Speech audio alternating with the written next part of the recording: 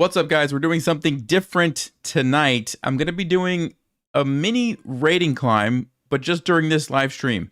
So what I'm going to do is actually play against you guys, starting with 800, and then I'll play 800, 1,000, 1,200, 1,400, 1,600, and I think we'll probably try to go to 1,800, okay? So basically play a game at each level, and then talk through the thought process, okay?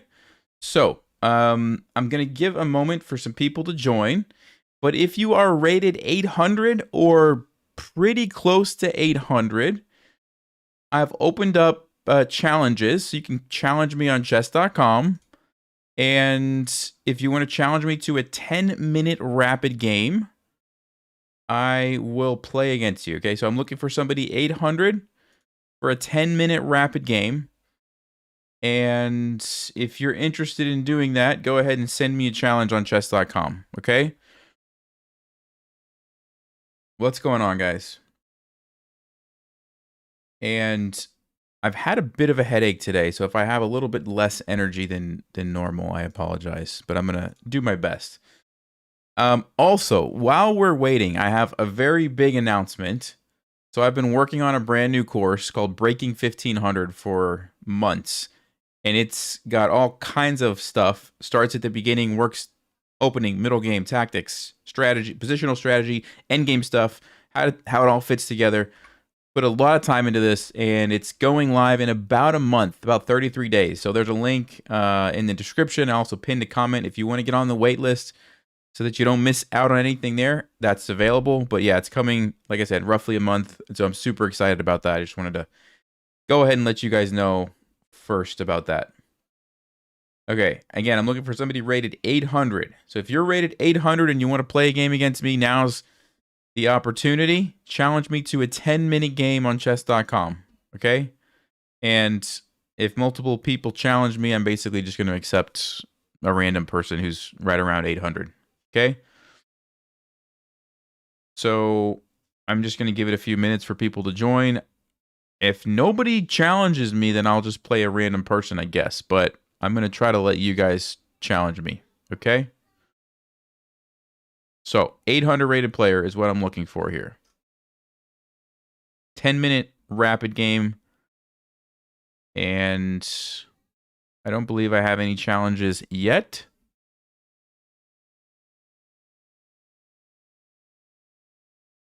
Hey, thanks, Scott. Appreciate that. All right, if anybody is in the chat who's rated 800. Okay, I see someone 1100 challenged me.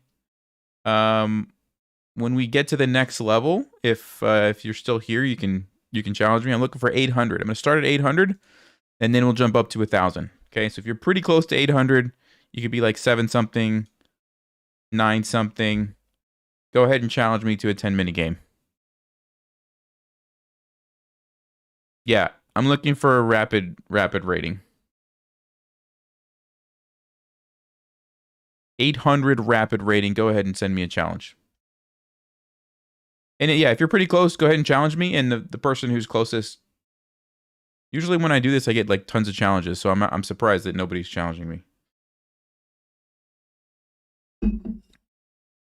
Yeah, you could do rated or unrated. Totally up to you there. 700, 900. Yeah, that'll work. That'll work. Basically, I just want to like, go up each level and give people an idea of like what's the difference in thought process and how the games work out.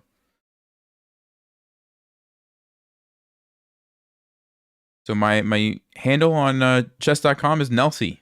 So go ahead and challenge me. I think you might have to be a friend to challenge me. I'll accept some friend requests if you just did it right now.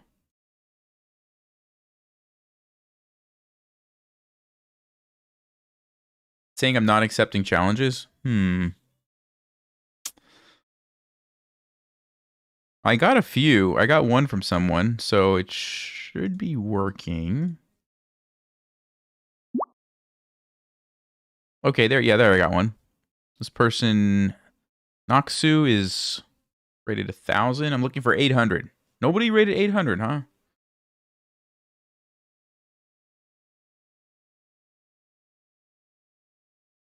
Really surprised.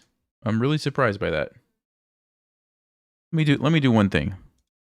Maybe I can change the settings here to allow challenges from everyone. Let's see if this fixes the issue here.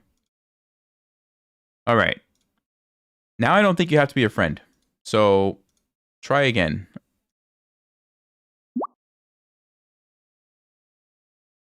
Somebody rated close to 800. There we go. There we go. Now they're coming through. All right. Let's see. Who's closest to 800? Looks like...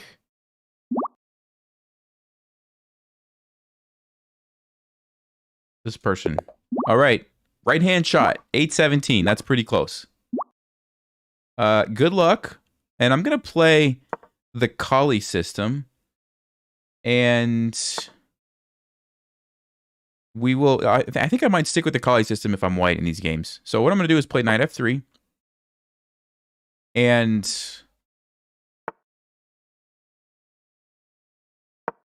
e3. And so this is an opening where you break the rule, right? Normally, you're not going to block your bishop. But in the Colle system, you do. And this guy usually just waits. A lot of times we're going to play e4, and that's when he comes out.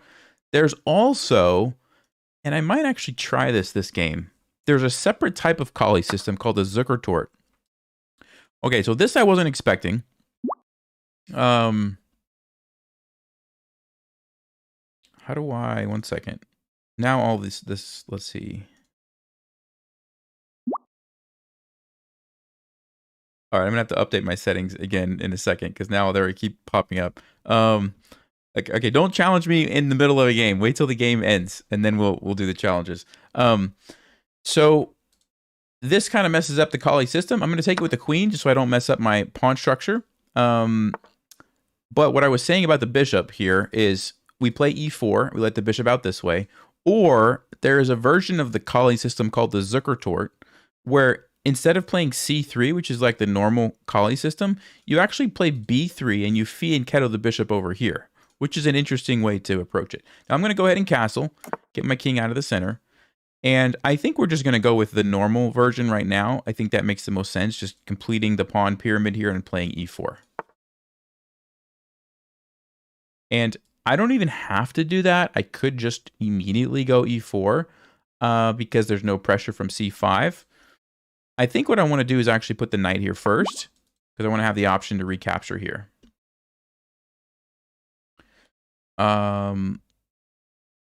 Yeah, I'm going to have to change my settings, I guess, each time here because it's just too much with the pop-ups. Hold on one second, guys. Let's see if this is going to work.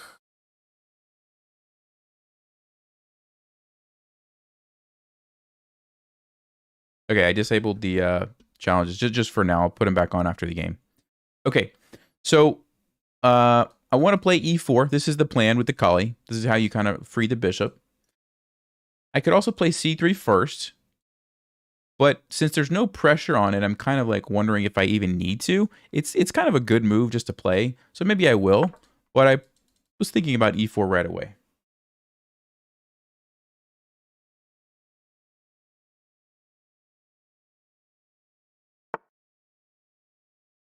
Okay, so this is usually the moment once you get the knight here. Sometimes you play rook e1 first, and then you're going to push at the center. So do I want to, or do I want to just do it right away? I think I have plenty of pieces here since black traded the bishop. Now my queen's involved. So I think I'm ready to go. I'm going to just go ahead and play e4. And I'm trying to, if they take, I'll take here and unleash the bishop. If not, I can always move my knight and get the bishop out that way. And so it's just a temporary thing when you play the Colle. This bishop does come into the game later. And I'm threatening a little tactic here. We'll see if black notices what the threat is.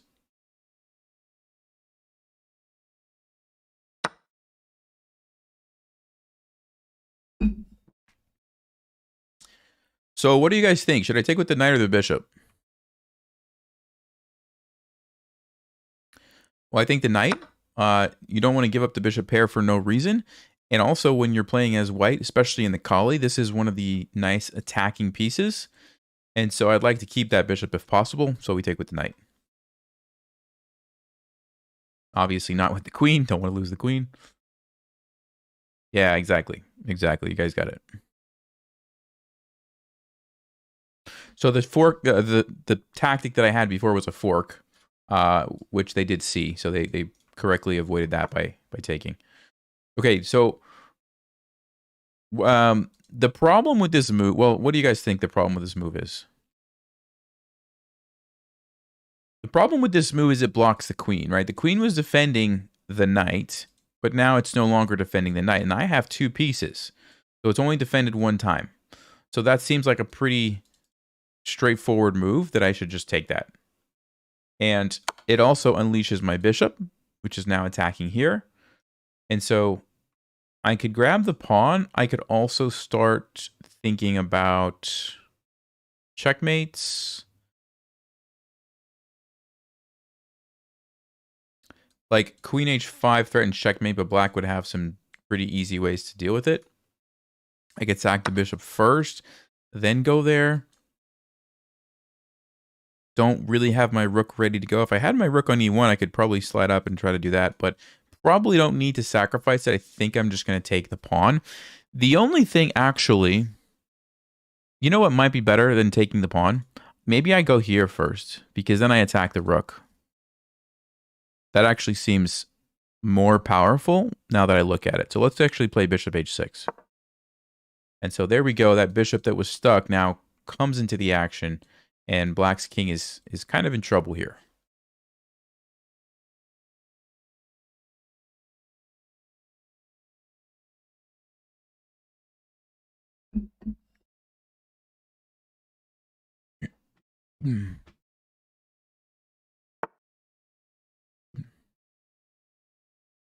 Okay, so they make the decision to just ignore the rook and just try to deal with some of the threats, which honestly is probably the best decision, because if they didn't move that, I think they were just getting checkmated on g7. So at this point, I don't really see a way to bust through and checkmate, and so I think I'm going to be happy with the exchange here, winning the exchange, and then just finishing out the game kind of in normal style. So we can take the pawn. Why do I not want to take the pawn? I mean, it might be the best move, but there's something that worries me about that. It's rook to b8, right? Rook to b8, then I have to move my queen, and then the rook's going to invade. And I don't really like to give my opponent counterplay like that if I don't have to. So I think what I'll do instead is take this pawn, which is a free pawn, and I don't give... The rook has no way to come in and start attacking me, right? So whenever I have a choice between like 2 pawns like that, I'm always going to take the one that doesn't give my opponent the counterplay.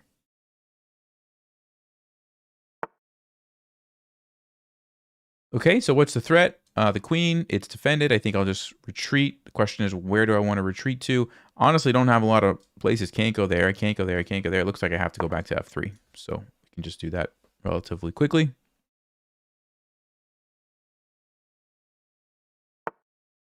c6. Okay, and so which pieces of mine, which pieces of mine are not doing anything? Well, it's the rooks. So I'm going to start putting a rook on a half-open file.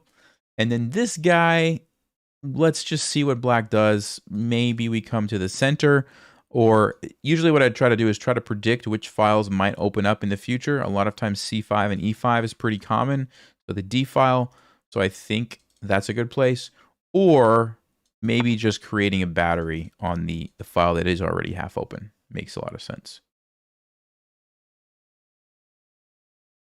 I could also play rook e3 and maybe have that rook to attack and still create the battery. Kind of like the look of that. There's bishop here. And then I'd have to move. Yeah, all right. So let me just do this. I'm just going to go here. Only because I don't want to like get chased around by the pieces. So let's just put the rooks here for now. Won't overthink it.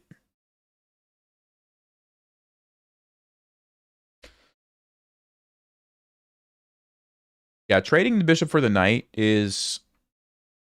I mean, because I'm ahead material, trading is okay.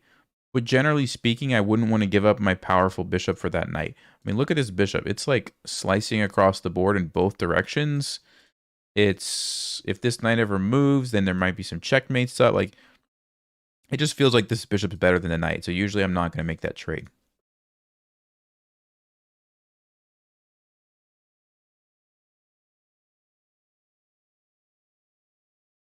So after this game, I'll play someone who's right around 1,000.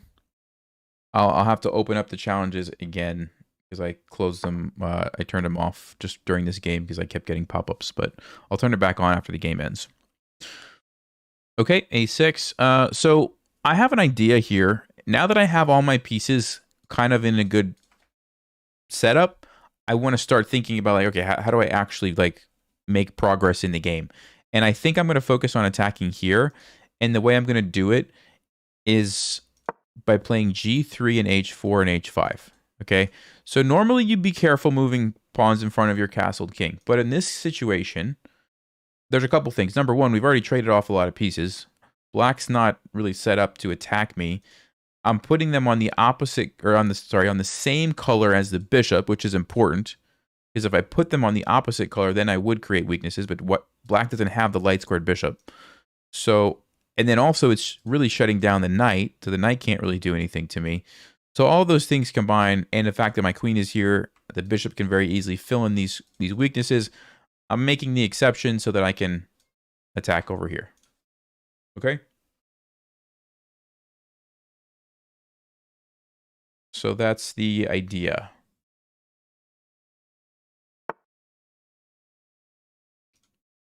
Okay, so I said earlier that I didn't want to trade, right? But now it's different. Why is it different? Why is it so different now? Because before, black was just going to take me this way, and I didn't really have a good follow-up. But now, they can't do that. They have to take this way, which does two things for me. Number one, it allows me to trade queens, get closer to the endgame where my material advantage is going to be better. But also, when they recapture, it's undefended here. So I'm able to sneak in and win a pawn. So I'm not just trading the bishop for the knight. I'm getting some other stuff in return. That's why I'm making the decision now to do that. So they pretty much have to take, otherwise they lost a piece. And then I can trade queens, grab the pawn. And another bonus here is that my rooks now are infiltrating the position. It was kind of closed off. Now we have a completely open file. And these guys are going to double up. And it's not looking good at this point.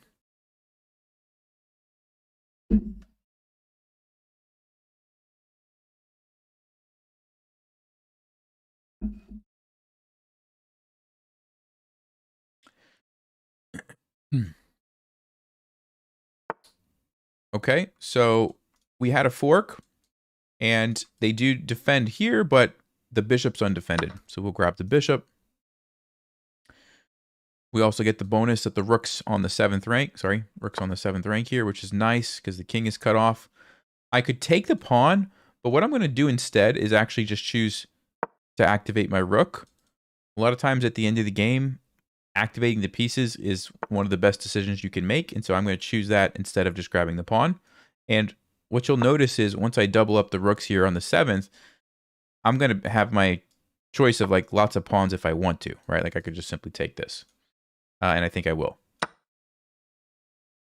That was a good move by our opponent, by the way, because otherwise, once I had the 2 rooks on the 7th, I was going to be able to checkmate very, very quickly. This is a good try. Unfortunately for them, when you're down a rook, there's only so much that you can do.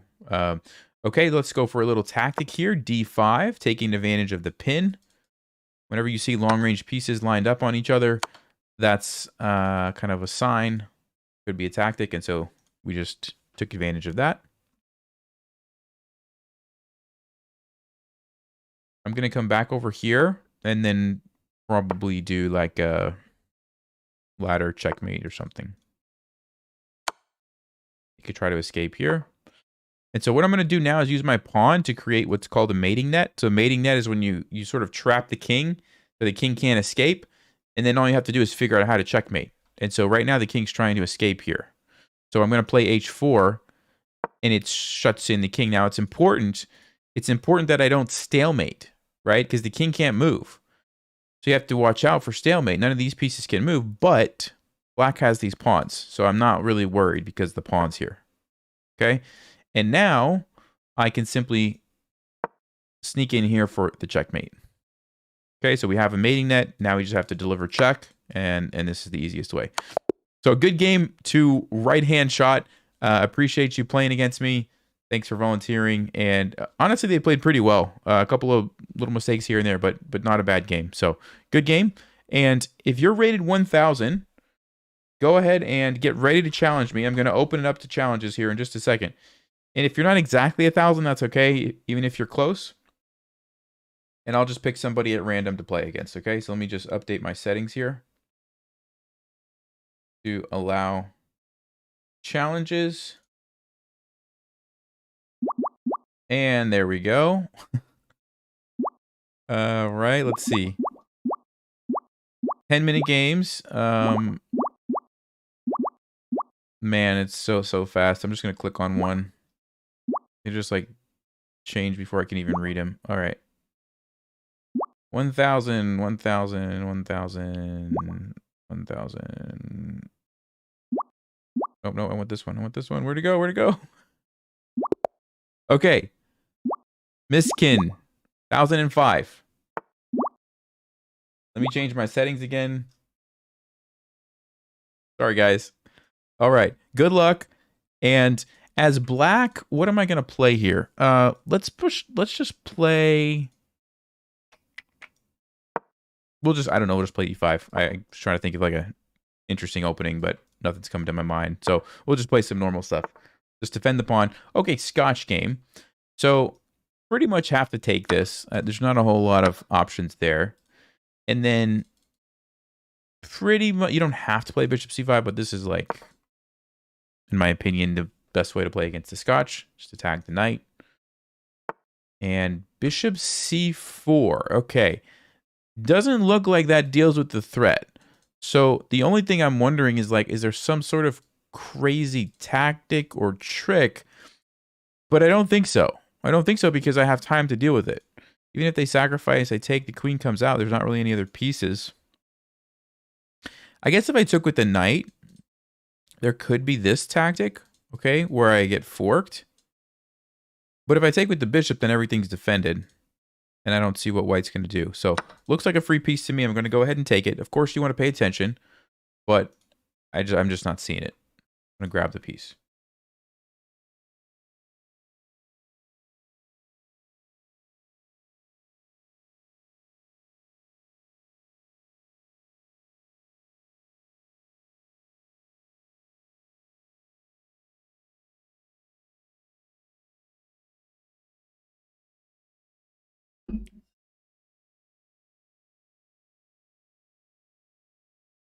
Yeah, if you're below 800 and you didn't get a chance, I just decided to start at 800 because I wanted to try to go from 800 to 1800 without it the stream lasting too long.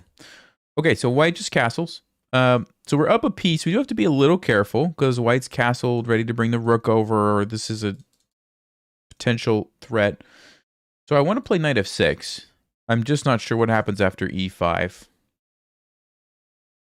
Do I have to worry about this? I think I could castle and be in time. So I think we're okay.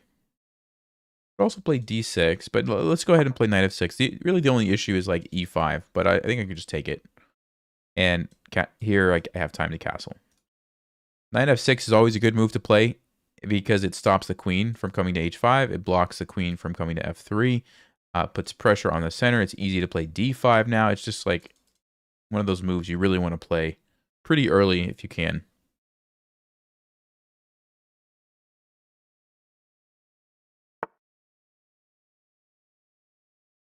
Okay, rook e1. And I think as soon as you see the rook line up on your king, it's usually a good sign to get away. Maybe I could check for some tactics, but I don't see anything to follow up, and I need my king to be out of the center. So let's go ahead and do that.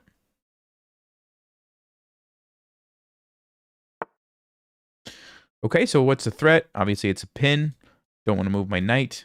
Maybe e5 is going to happen. But the other thing about this move is it leaves something undefended. What is it?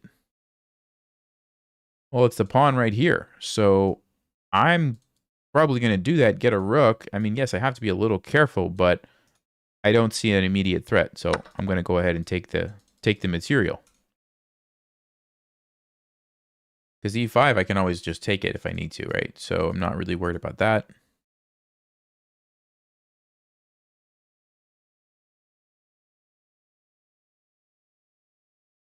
Yeah, we're going up to 1800, and we'll do 1200 after this.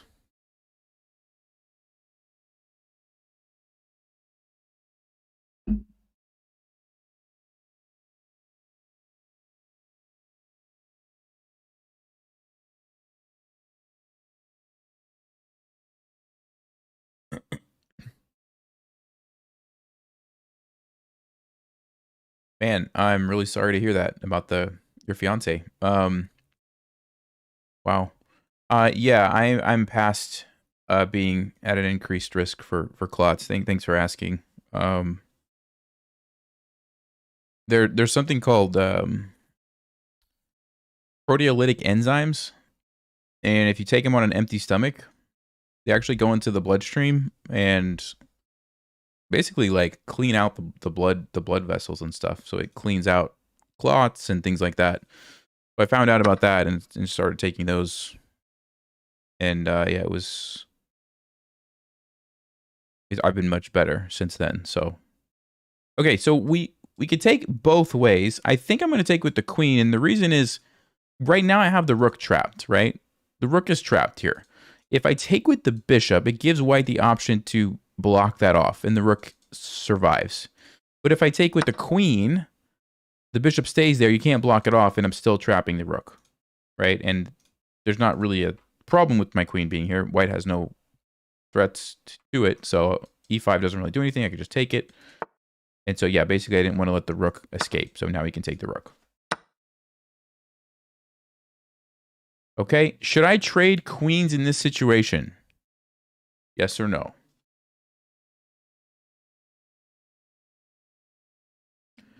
I think yes, because I'm ahead so much material. Trading makes my life easy, and now I just finish developing and continue trading, and we go into an endgame. We're up a rook, right? We're up a rook, so that's shouldn't be a problem.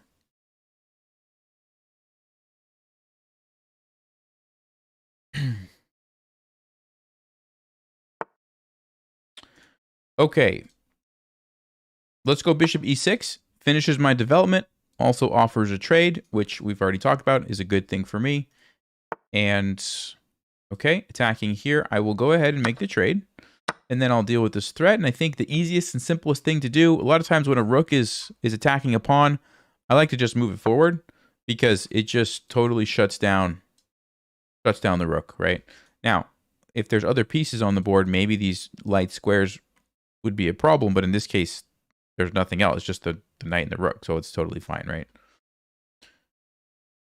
So we deal with the threat, and then probably we're going to go here, get the rook on the file. Maybe like this, and then d5 seems like a pretty good move.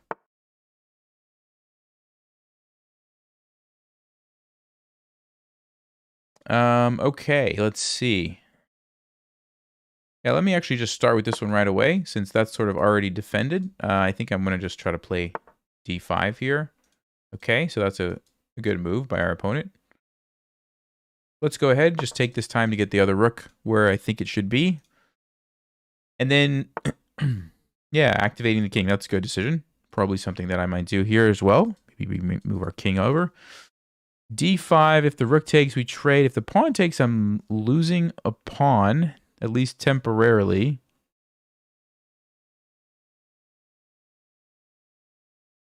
So, yeah, let me just go ahead, take this moment to move my king closer. The king at the end of the game is a very powerful piece, and so just bringing it towards the center is usually a pretty good decision. Okay. I'm going to go knight to e5, and I'm trying to offer a trade, but I'm also putting my knight in a nice center square. And it's going to force white to move if they don't want to trade. Okay. So they could be trying to jump in here. I don't really want to allow that. So I think g6 stops this, and then if they jump in, I could play c6. Notice how I'm just trying to take away the squares from my opponent. Look at this. Like I have all these squares controlled. Once I get c6, I'm going to have this whole line of squares controlled. The knight's not going to be able to do anything. Okay, and they're kind of doing the same thing. I have to basically move now. So I'm going to go back. Let's see, actually. I'm going to go here because I want to be able to move this pawn if I need to. If I would have went to c6, then maybe something happens here. I mean, it's not that big of a deal because I have a threat, but still I want to leave that option open. And I like the square of c5 for my knight. So I think this makes sense.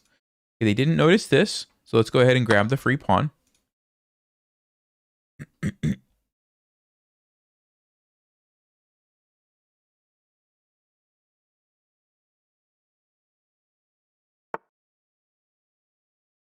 All right, so here's the threat that we kind of talked about. Let me look if there's some tactics. I don't really see any tactics, so I think I will just play c6. Let's just scan, like, is the knight going to do something to me? But I don't think so.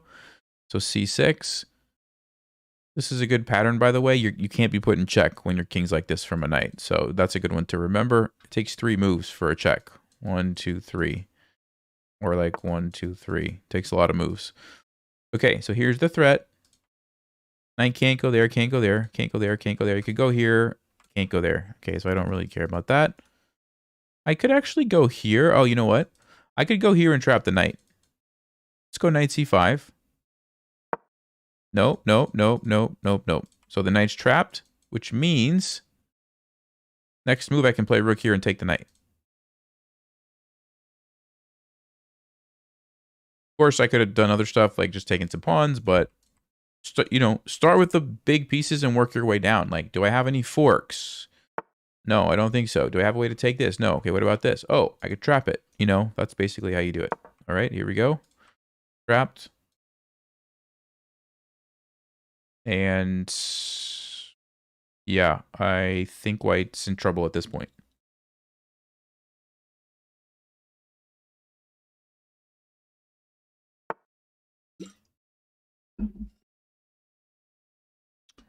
Okay, so I'm not really concerned. I can simply just take that.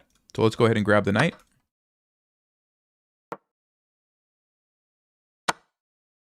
And let's bring the rooks back to the open file. Probably play d5 just to shut down this rook.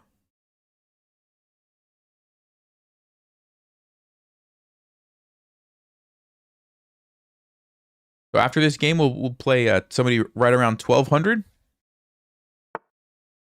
So if you want, you can get ready to challenge me. I'll open up challenges in just a second. Let me go here, check. Let me go ahead and... Actually, if I double up, I lose a pawn. Let's play d5 first. Then I'll double up. Just so we don't lose a pawn there. Okay, I can probably trade that.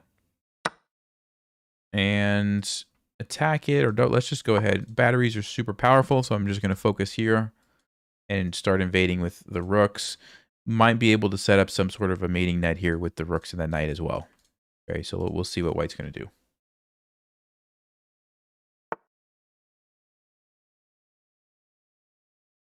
All right, let's go ahead with a check. Okay, so now I'm happy that we've got the king on the back rank.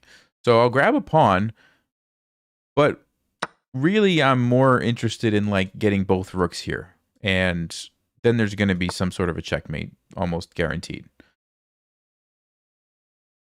Let's go ahead. And I do notice that I can stop this with my king. I can stop it with my rook. So I'm not just ignoring the pawn. I'm just focusing on some other stuff. So here we go. We have checkmate. We're also controlling this. So we could take that if white gets a queen. And it's very difficult to stop. Okay, they get a knight. Which, nice try. The queen also stopped the checkmate. So they could have gotten a queen too. But I like the idea. I like the idea. So here's the checkmate. And let's see. King g1. It's probably just time to bring the knight in to help deliver the final checkmate.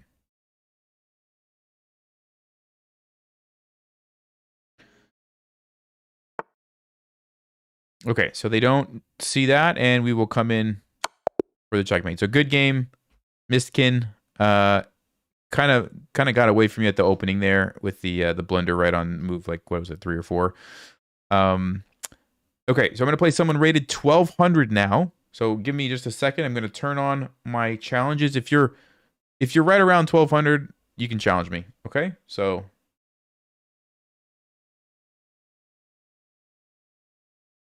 just updating those. Let's see. All right, I'm starting to get some challenges. Looking for somebody right at 1200. And how about this person's pretty close. Oops. Well, I didn't mean to click on your name, but you got it. I was trying to click on someone else. 1100, close enough. Random Jote. Good luck. Let me play another Colle. We'll play a bunch of Colle. Let me turn off my challenges. Chess.com is kind of weird because when I go to click on a challenge, if I get a new challenge, it immediately jumps the list up, and it like you just click on someone you didn't even try to click on. So it actually is totally random. Okay. Let me save that. So, can I still play the Colle? Let me make a move so I don't abort. Can I still play the Colle? I can. It's a bit weird against this, but you could still do it. Now, the reason it's a bit weird is because normally you're going to, like, at some point in the future, play e4. So I think what I'm going to do is actually just go ahead and play e4. But you could also play e3 and do bishop e3 and then push it later. I'm just trying to, like, save a move, essentially. So that's what's happening. But we can kind of follow the same setup still. c3, castles, knight e2. I just went ahead and put the pawn there since black is letting me do that.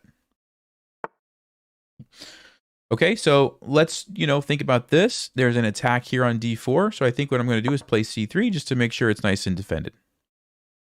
Let's out my queen along this diagonal. Probably going to play knight b to d2 here to defend this.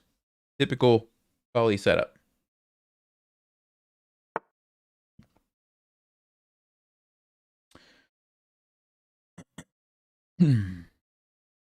Okay, let's see. I'm going to go ahead and castle. Actually, the only thing I'm thinking about is, do I want to not castle and then try to, like, throw these pawns forward? But no, let's just go ahead and castle.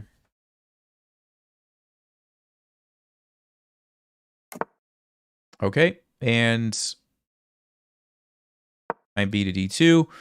Remember, this guy will come out at some point. I'm just waiting for now. Going with the typical Colle setup. Rook e1.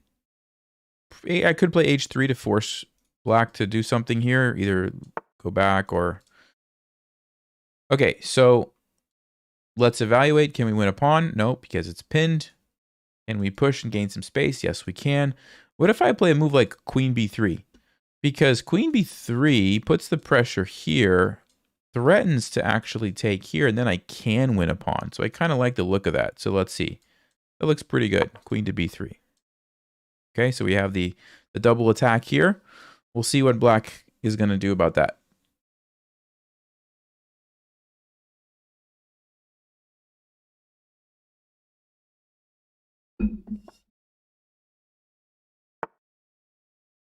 Okay, so they deal with the threat there.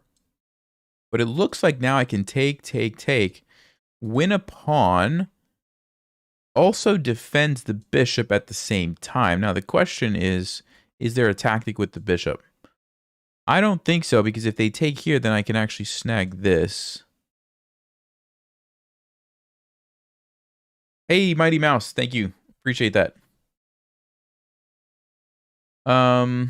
Looks like the only thing is knight takes here. Is that a tactic? Takes.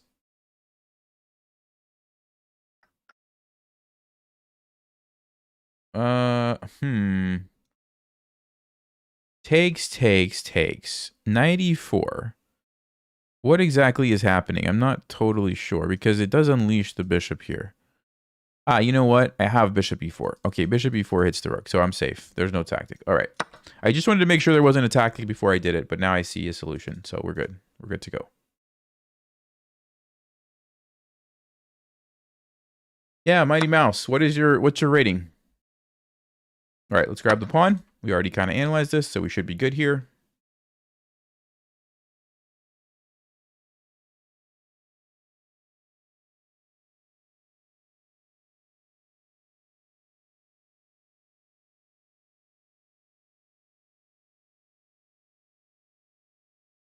Hey, Shocker, what's going on?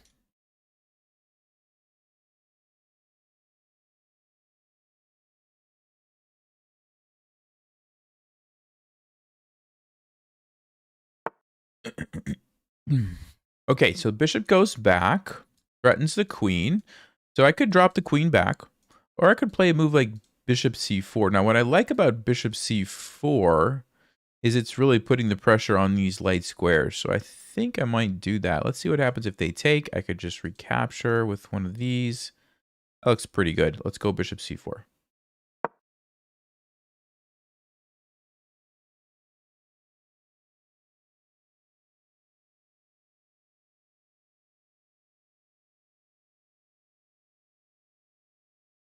And as a reminder, guys, if you didn't catch it at the start of the stream, launching a brand new course in about a month. You can join the waitlist now. Spent tons of time on that thing, lots of months worth of work. It's going to be amazing if you're trying to get past 1,500. So there, I pinned the comment, and it's also in the description. So definitely check that out if you want. It doesn't come out for a month, so you don't have to like do anything right now if you don't want, but it is there. So when I look at my position, this bishop is one thing that's concerning me. So I kind of would like to take with the knight. The only issue is I don't want to lose a pawn. So I think I do have to just wait a few more moves. So I'll take with the queen. But I definitely want to get this guy out now. And so that's kind of what's the first thing on my mind. Overkill. You're 1150. I think it would help you a lot. Yeah, sure. We can do a few more games at this level. I think that's fine.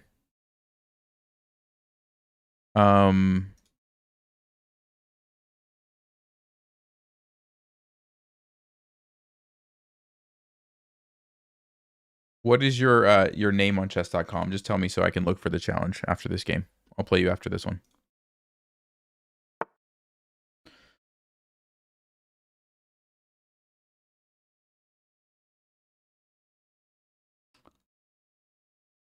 Oh, overkill 999. Okay, got it. All right, so queen d6. So, of course, let's identify the threat. My knight's under attack. And I already kind of talked about what I was concerned about in my position, right? This bishop. So what I'm going to do is try to fix both of these problems at the same time. So do you guys see how I can do that? Yeah, it looks like knight f3, right? Defends my knight and unleashes this guy.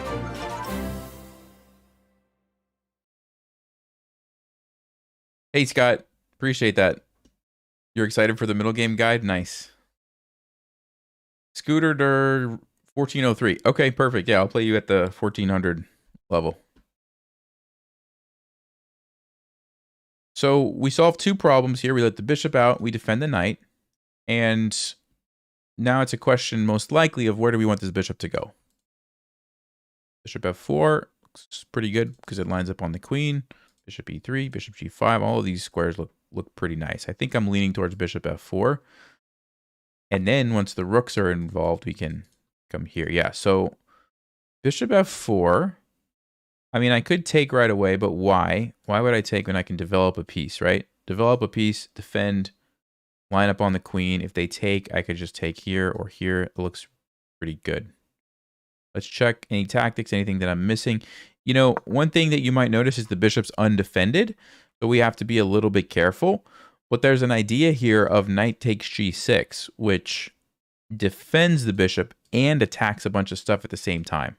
So I'm not super concerned. I could also go knight d3 if for some reason I needed to defend it that way. So we should be fine.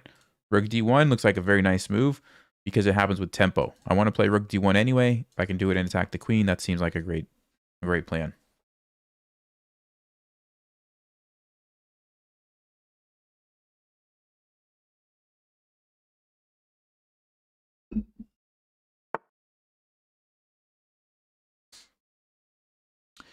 Okay, so knight to g4, I'm just wondering if I take it, what happens? Now, remember, we talked about the bishop, so it looks like it's going to get a little tricky here if that happens.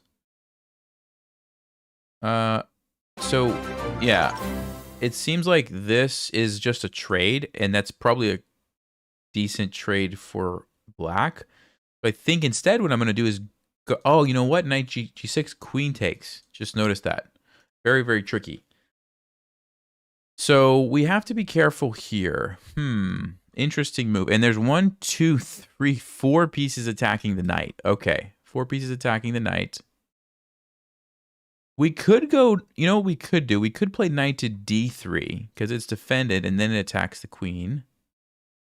So would I rather trade this or play knight to d3, I guess? Yeah, I missed this idea of queen g6. That's a good move. That's a good move. Oh, actually, you know what? Rook d1. Also, another move. Wow, very, very complicated position. So probably should take our time here. Hey, Jay, thanks for the gifted memberships. Bishops should have the ability to castle with queens on a diagonal. That would be interesting. All right, so let's say rook d1. Where's the queen going to move to? I mean, if you move here, I'm taking the knight. Basically, anywhere you move, I'm taking the knight. Maybe rook d1 is the move. Rook d1, he could sack the queen, but then I'm getting a queen. You can't take advantage of that. You have, yeah, rook d1 looks good, right? So, good example of how sometimes your initial reaction is maybe not the best, but as you keep thinking through what's going on, sometimes you'll arrive at the best move. Oh, I didn't, okay, I didn't think about that. So if we take, it's still just a trade. So we're fine, but I totally missed it. Yeah, I totally missed it. If I take with the knight, then it's actually worse for me. Then we lose a piece. So we don't want to do that. So we do have to do this. Good move. Good move by our opponent. Didn't see that. So I'm going to go ahead and take this. He's going to take the queen, but at least I get the knight. So at the end of the day, it's a big trade. But it just goes to show you how it's super easy to miss those tactics, especially when you're distracted and you're not paying attention. Like, yeah, I just didn't see it. Good move. It was a good move. Sometimes there's a little bit of luck in chess, right? Where you miss something, but it still works out okay for you. That's what's happening here. I didn't see that, but it's working out fine. I think now we can grab this pawn. Defend here. Grab the pawn.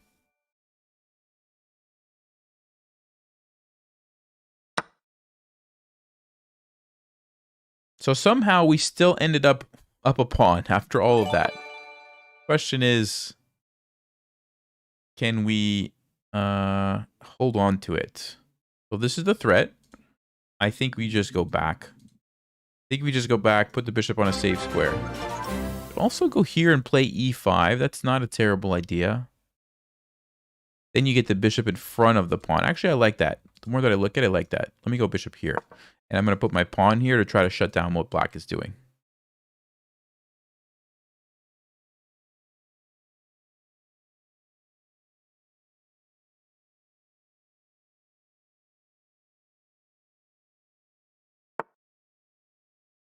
Okay, so let's see. I think e5, it's defended twice.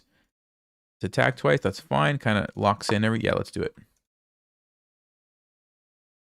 A lot of times if you can get a bishop or a knight defended by a pawn on some of these open files, it can like shut down the rooks, which is what I'm trying to do, right? Not allow black's rooks into the game. So this is one way to do it. Also, at the same time, I'm kind of shutting down the bishop here. So I think this is a pretty powerful setup. Okay, there's a check. I don't really care about that. I think I want to bring my rook to the center. Maybe the knight's going to jump in there. That's not a big deal. Yeah, let's go here. Of course, you want to make sure there's no forks. I couldn't play a move like rook c1, but this looks fine.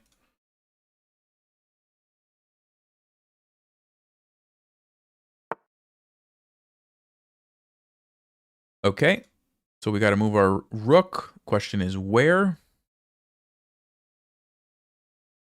I think I want to keep control of the... C file here, so I'm going to go back this way. Also, it's this pattern. Talked about it before. The knight can't attack my rook in this situation, so that's pretty good for me. Okay, trying to activate the bishop over there. And I think what I'm going to do is bring my knight towards the center, offer a trade. I am up a pawn, so trading Makes sense, and I'm happy with that.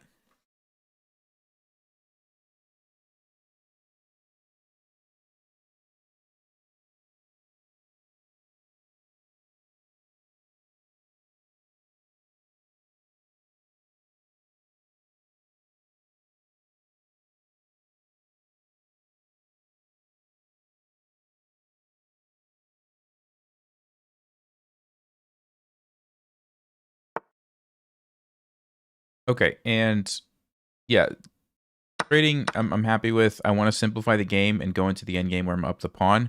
So I think I am going to trade. I think I'm going to trade this too. Also gives black an isolated pawn. How do we deal with this? If I go bishop b4, I'm going to get chased away. That doesn't look like it's going to be very good. So I think we just go rook d3. And remember, at the end of the game, the king is a very valuable piece. I definitely want to start using it. I'm going to play f4 to let it into the game. And it might look like I'm blundering a pawn, but I was actually setting a little trap to pin the bishop. It didn't fall for it, so now I'll play g3 because now it is a legitimate threat. And I'm going to try to march the king over. Rook a4, I think I'll play a3. Just defending everything. Notice how powerful this bishop is, right? This bishop's super powerful.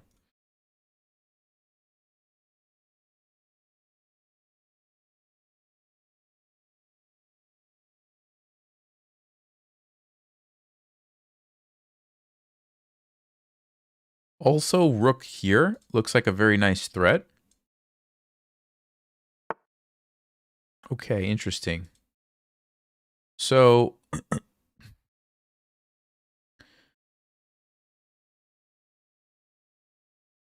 if I take it and cut off the king, I have to do it at the cost of a pawn, but I'm going to get it back. So I think that's I think that's worth it. I think that's worth it. Because now the king is totally shut out of the game.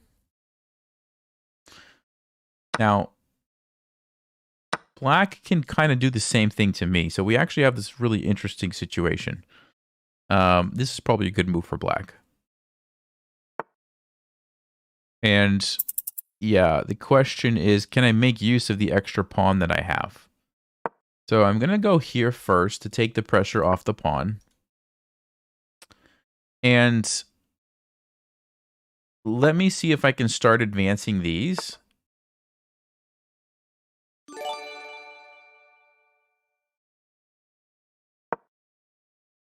Got to go a little faster. I'm going to flag here. So let's just see if I can speed up a little bit.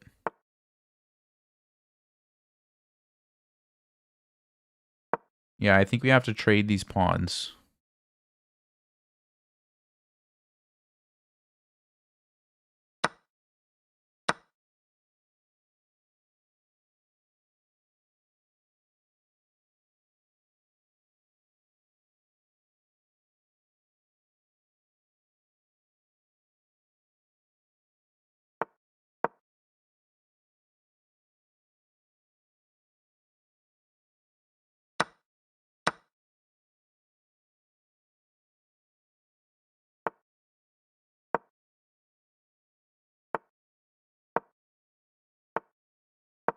Let's go for this target over here. I think black should have cut off my king. I think if they cut off my king, I'm going to have a hard time doing anything. But now I have a clear plan.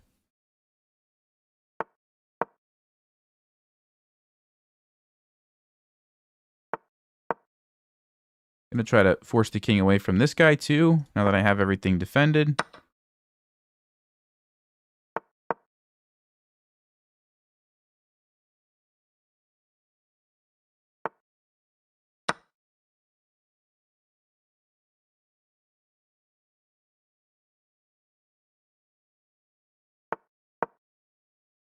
It's okay if we trade. Yeah, because now the pawn goes.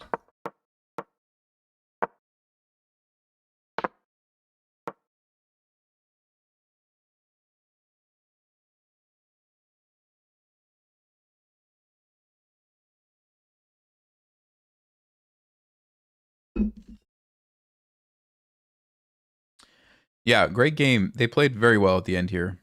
Yeah, good game. Um, actually, I'll just talk about the endgame there for just a second.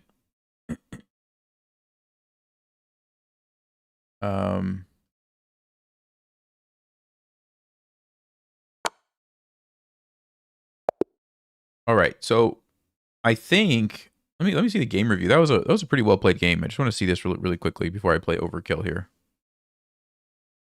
Yeah, 83-73. Big blunder there. What was that moment? Oh yeah, because I totally missed that idea. Yeah, that's right. Okay, so let's go to the end game just for a second here. I think if black does this, I think the game is just like probably a draw. I mean, I don't know what I'm gonna do because I can't get my king off. I could try to get tricky with my rook, maybe push these at some point, try to come down here and sneak over here, maybe. But if black just kind of like leaves the king here, I don't know. I think it's going to be hard. So just remember in the end game, cut off the king. That's super valuable. Like, and a lot of people don't do it. Once my king made it up there, my life got super easy, right? You saw that I was shielded by the pawns. I could very easily hunt these down. So this was, I think, critical move. Okay, I'm gonna play Overkill. So Overkill 999. Go ahead and get ready to challenge me. I'm going to turn on challenges, and then after Overkill, we've got... Who else was I supposed to play? I forgot already. Super Scott. It was Scott. Yeah, Scooter. Yeah. Okay. All right, I'm looking for Overkill. Where's it at?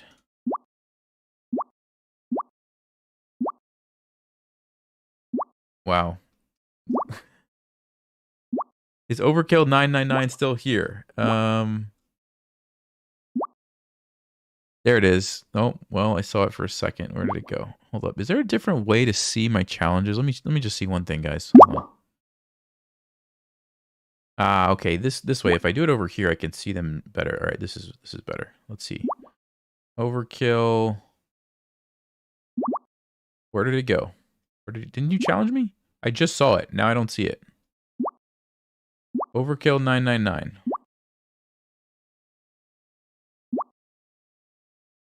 Man, I am so sorry. I'm trying to find it. I am trying to find it. Oh my goodness. Is Overkill in the chat? Did you challenge me and then cancel it? I think you challenged me and then you canceled it because it's not there anymore. I know I saw it. 100% saw it and now it's gone.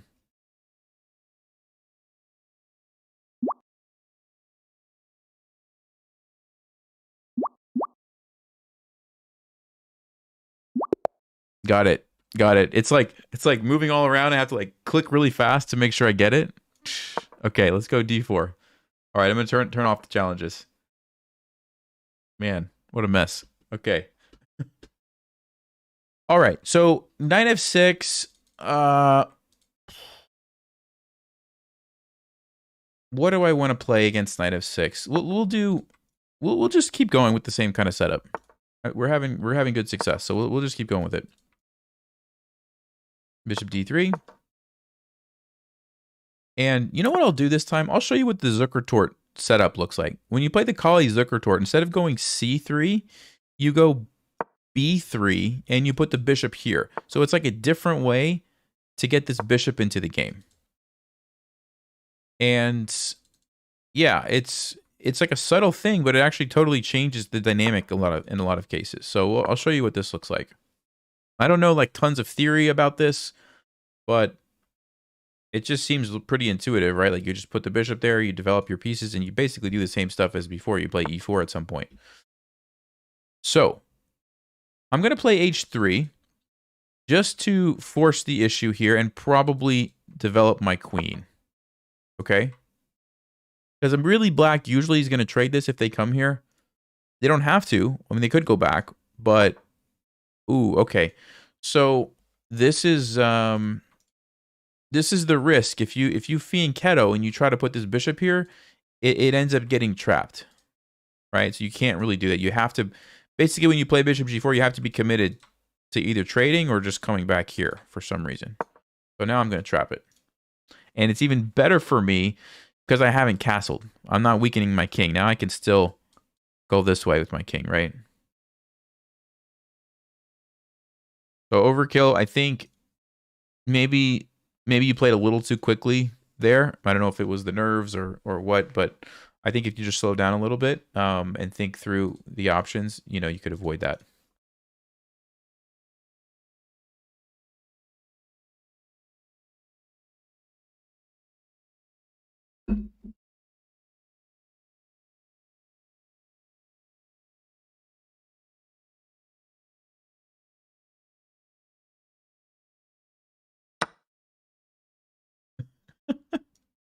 I'm sorry. I was just reading the comment. He will play everyone. Don't worry. Oh man, that's a good one. Okay. So we got the piece. We also have an open H file, so I'm pretty happy about that. So I think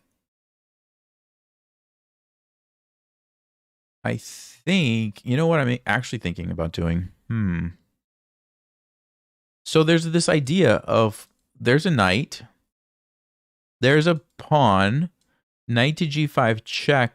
So essentially we're sacrificing a rook for a knight and a pawn, but we're totally opening up the king. So I think I'm going to do it. Just on the principle of like exposing the king. It's hardly a sacrifice. It's like sacrificing a pawn, right? You give up a rook, but you get a knight and a pawn. 4 points for 5 points. So that seems fine.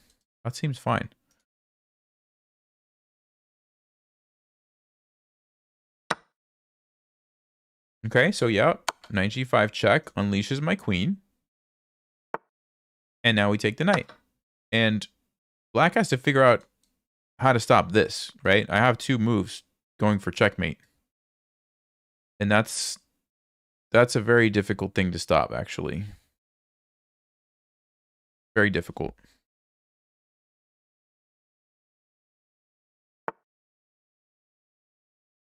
So he goes with f5. Okay.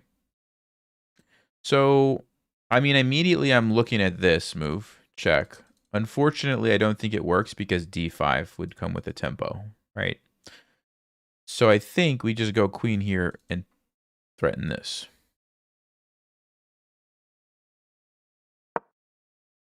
So there's checkmate. Black has to give some breathing room for the king or do something. The problem is rook e8 doesn't work, right? Because check... Maybe it does. I don't know. It's going to get a little tricky, but it's definitely a very good position for us.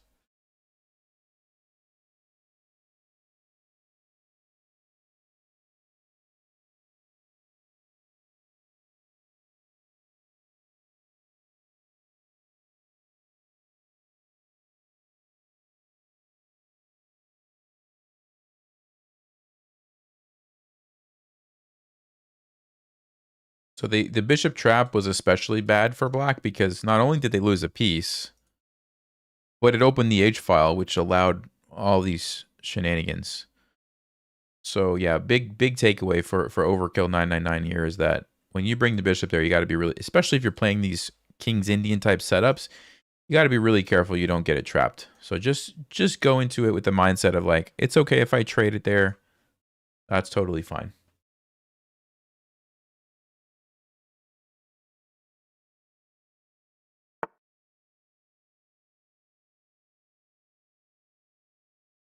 Okay, so it definitely seems like I should go check here. I don't see a follow-up just yet.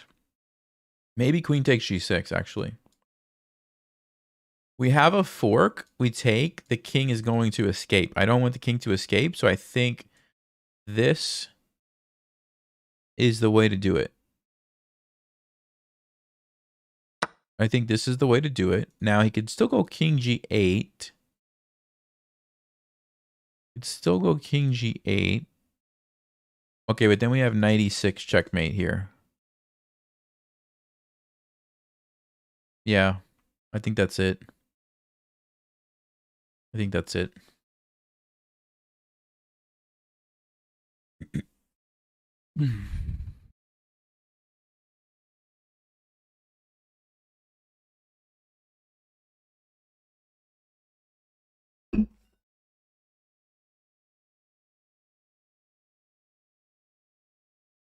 Yeah, free queen, but checkmate's better than a free queen, right? So let's see, 96 checkmate. I don't think black can stop that because you can't defend. You can't run. It just looks like a forced mate in 2 from here.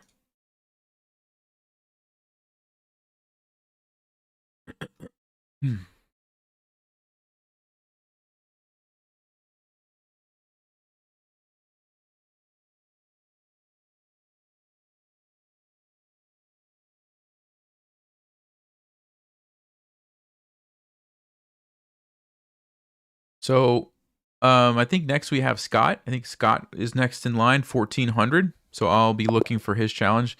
A good game overkill. Big takeaway for you. Just remember, you can trade that bishop off. Okay, it's totally fine to play this opening like this and just trade it off. Normally, yes, you keep the bishop, you don't give it up for the knight, but this is an exception. Just trade it. Don't get yourself into this trouble, and you're going to be just fine. And then, yeah, this is just... It's just a tough position already. Like, it's just rough. That was really just one big mistake there that kind of cost you the game. Okay, so Scott, Scooter... I think was his name. I'm going to open it up and I'm going to look for challenges from you. Thanks, Graham. Okay, so Scott is 1400. Go ahead and send me the challenge. There it is. Awesome. All right, so Scott is white. Let's play e5 here again. Challenges from nobody. Sorry, guys. Okay, so let's go ahead. We're going to defend the pawn. And what I usually like to play against the Italian game is the 2 knights defense. So let's just go with that. He plays d4. This is one of the main moves. And I think we can do... I think this is the main line, just to take the pawn. Just take the pawn. And you have to be careful because e5 is a move. But this is something you want to remember. Whenever they play e5, almost always you want to play d5. And you trade the knight for the bishop. And it looks super scary, but it's actually a good move for you. This one, I believe you take. Now, this is an interesting opening because normally you would never want to do this, right? Normally you would never want to line up a piece when you haven't castled. Like, what am I doing, right? But I've studied this opening, like I know that this is a line, and the idea is I'm going to be able to defend that knight with my pawn.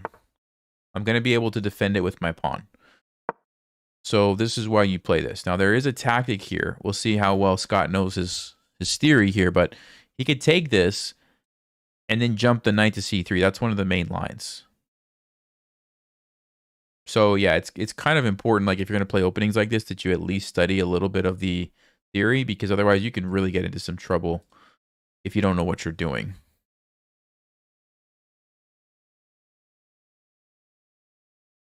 But yeah, you can get away with taking on e4 as long as you can follow it up with d5. If for some reason you can't follow it up with d5, then you're probably going to be into trouble. Yeah, this is one of the good moves. And I'm trying to remember, what is the line against this? Do I just go bishop d7? I think I can just go bishop d7. Or is it bishop e7 first? Let's think. Yeah, it's been a while. I think I'm just going to go bishop e7 just because I don't want any shenanigans happening here after the knight takes. Maybe bishop d7 is also the move. I don't actually remember. So actually, yeah, maybe it is bishop d7. Dealing with the pin. Because if they take, then you can just go bishop e7. Yeah, maybe it doesn't matter. It's probably going to transpose. So we'll just go bishop d7. I think this is kind of what you're supposed to do.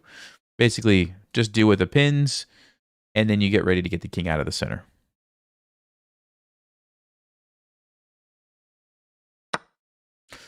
Okay, he takes. And I'm going to actually take with the pawn. And the reason I'm going to take with a pawn is I like having like more pawns towards the center. Yes, I get some double pawns, But a lot of times you can actually use these pawns to push forward and just gain a lot of control in the center. And sometimes you can also use this open or half open file over here. Also, the knight was going to jump in and probably just trade for my bishop, but this way I can keep the bishop pair, which is a small thing, but it's still something.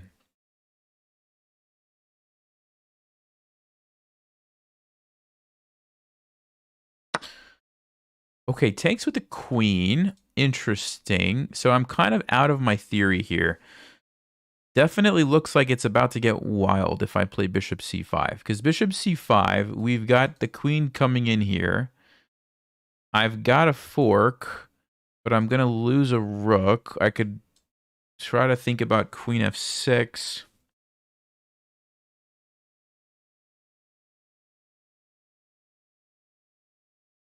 Yeah, I actually have no idea what's happening here. So here we lose a pawn. This is a big deal. But check. King moves. If I take, he takes. At the end of everything, I'm losing the knight. So that probably isn't good enough.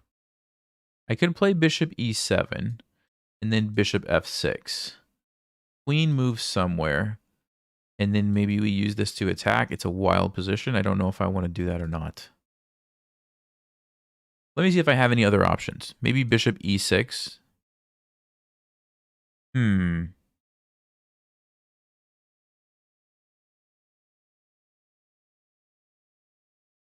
Really wish I could somehow allow this and castle and then line up here, but doesn't seem like it's gonna work. Bishop e7 I like. I like the look of this, because then bishop f6, queen has to move. The only problem is I'm just a little bit too slow. I need like 2 moves to get castled. What's he gonna do in that extra time? Yeah. Tricky position. I actually don't know what to do, guys. I actually don't know what to do. Well,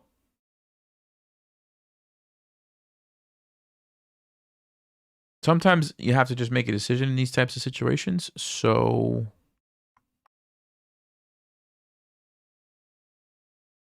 let me go with bishop e7. We'll see what happens here.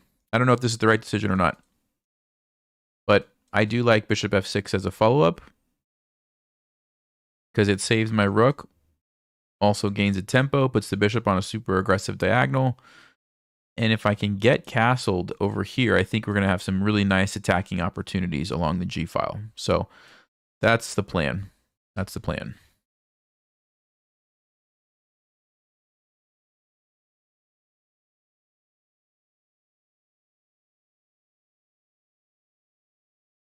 Bishop c5 is a free... Oh, it is. It is. Yes, good thing I didn't do that. Very good point, guys. The rook is there. The knight is pinned. The knight is actually pinned, so I can't even go there. Yeah, very, very good point. That would have been a terrible blunder, actually.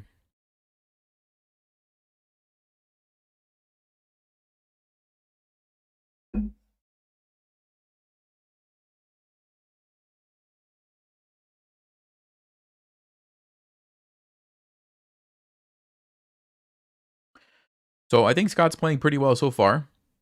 Let's see if he's going to go for this line or not. I mean, it's definitely risky because you open up the G file, but it's also like kind of exposes my king in a sense as well. So I think it's probably fine, but he doesn't have to. He could also just develop some of these guys.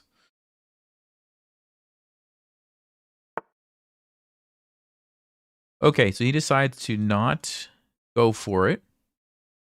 And the first move that jumps to my mind is bishop f6. Forcing the queen to move and then maybe castling. What if I castle right away? Takes. Losing a pawn. What if I just trade? Takes. If I can get castled, I'd be happy. The question is, if I take, what happens on like bishop g5? No, but then we have f6. Then we have f6. Yeah, I think we would be able to castle. So I could probably just trade that and then castle. The goal is to get the king out of the center safely and then hopefully let the bishop pair do the work for me. So I think this is a safe move. Let me just check one more time here. Actually, there's queen g7. Is queen g7? Because then I don't have bishop f6 anymore. Queen g7, I have to play rook f8. Then he takes.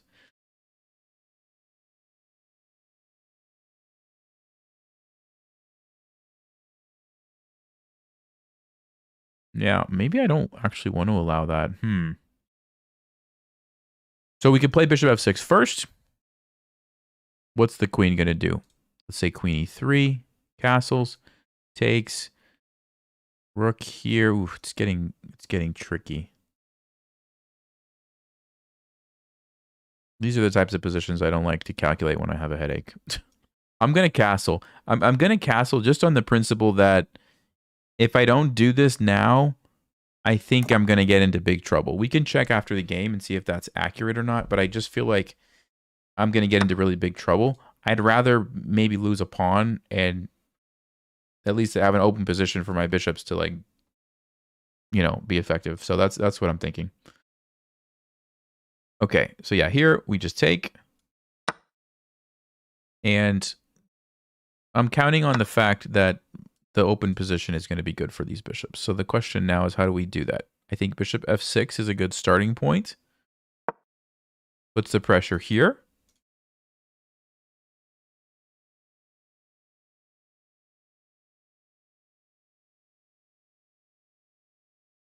Maybe bishop f5 would be a good follow-up, depending on where the queen moves.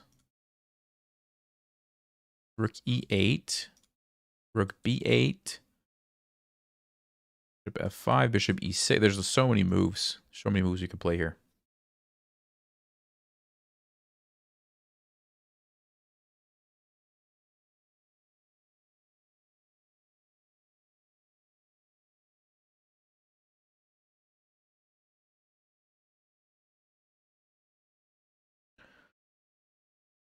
Yeah, the doubled pawns, I mean, yes, it's not ideal, but a lot of times what happens is the bishop pair kind of like takes over the game in a sense, and it doesn't really matter so much.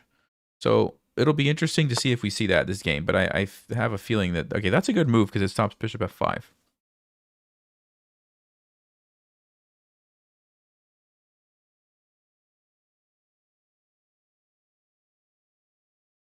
Stops bishop f5. Actually, does it stop bishop f5? Yeah, you could block. You could block. Okay.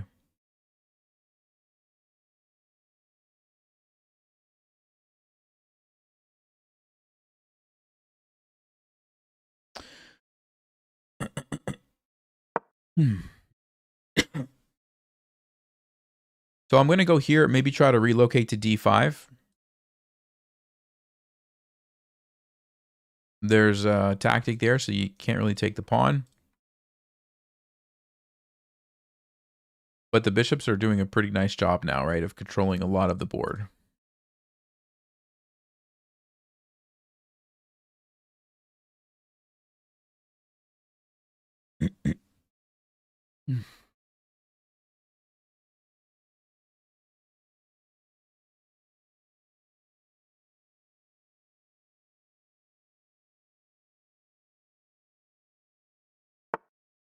Okay, bishop g5. I think that's a good move because he wants to trade. Now, the question is, what about bishop d5? Cutting off the queen. Takes. Rook moves somewhere. We could snag a pawn. Bishop's going to be very powerful there. The bishop d5 looks like a good move. I could also take queen takes. Yeah, I think we just go right away with bishop d5. I was thinking if I wanted to trade first, but I think I'll just do this first. He's probably going to take here. So we'll pre-move the recapture.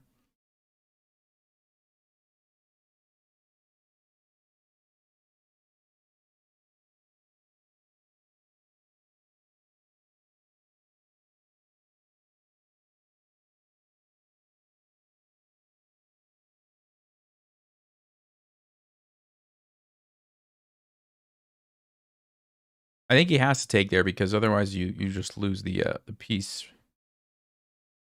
If I'm not mistaken. Maybe rook g4 is a move, but I don't know about that. Yeah, so he does take. Okay. So here's a threat. Here's a threat. Also bringing my rooks somewhere like this.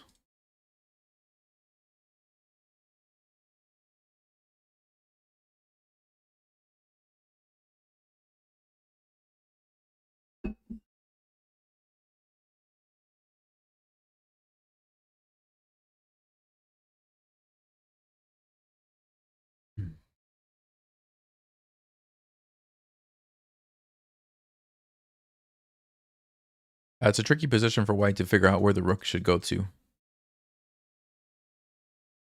Because you could defend this, but then I'm probably going to take this and open up the king. You could defend that, but then I'm probably jumping in with my queen and I'm targeting all kinds of stuff. So I'm not sure what else white can do.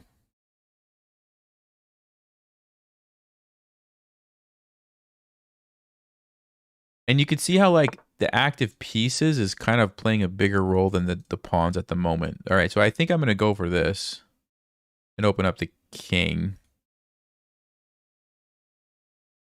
There's a5, but rook comes here. Yeah, I don't think that's worth my time.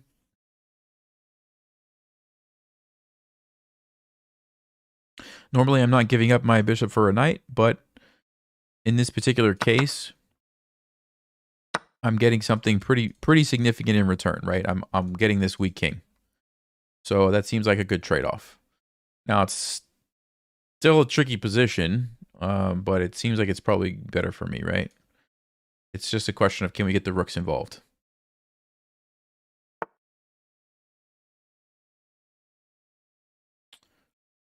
And you have to watch out for back rank tactics here. But rook e8 seems like a safe move. I don't see any tactics there. Actually threatens checkmate, so I think that's a good start.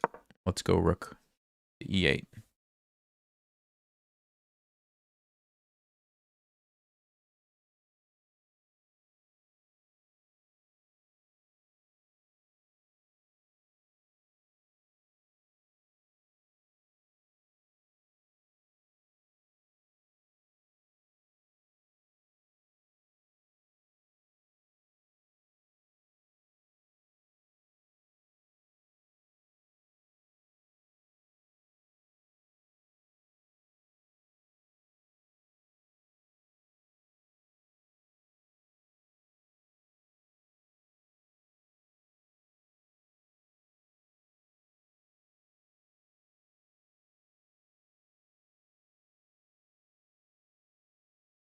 These are the types of positions where a move like h6 or g6 is really valuable if you can find the time to play it, because it gets rid of the back rank mate problems.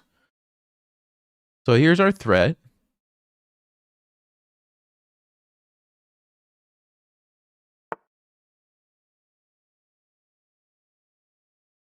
He does deal with the threat. I could trade and mess up the pawn structure, but then I'm only up a pawn, and it's... The big advantage I have is the weak king, so I don't want to trade queens. I can go check. I think I will do that, actually. Yeah, and now... Maybe now's the moment to play a move like h6. Or g6. Because there's just going to be so many tactics with the back rank if I don't do that. Maybe I throw in this first. Otherwise, I'm going to be losing a pawn. Yeah, so let's go check. And then I think we can fix the issue here with one of these moves.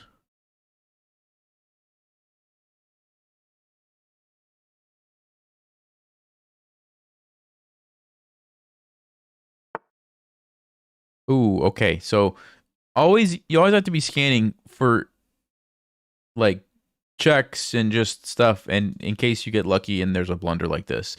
I was expecting queen f3 and then I was going to play like h6 or g6, but this actually is just checkmate. It's just checkmate. So good game, Scott. Played well out of the opening. Played very well out of the opening. I wasn't actually sure if I even played the right line, but just fell for the checkmate there. And you can see like the weaknesses from that trade. Very difficult to play, especially with low time. So good game. Yeah, it happens. How to join? So I'm gonna play someone who's rated about 1600 next.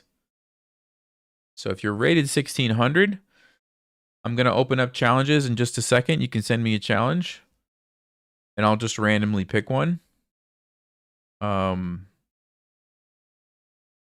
Yeah, good game, Scott. All right, so 1600, get ready. I'm gonna open it up. I'm gonna open it up here.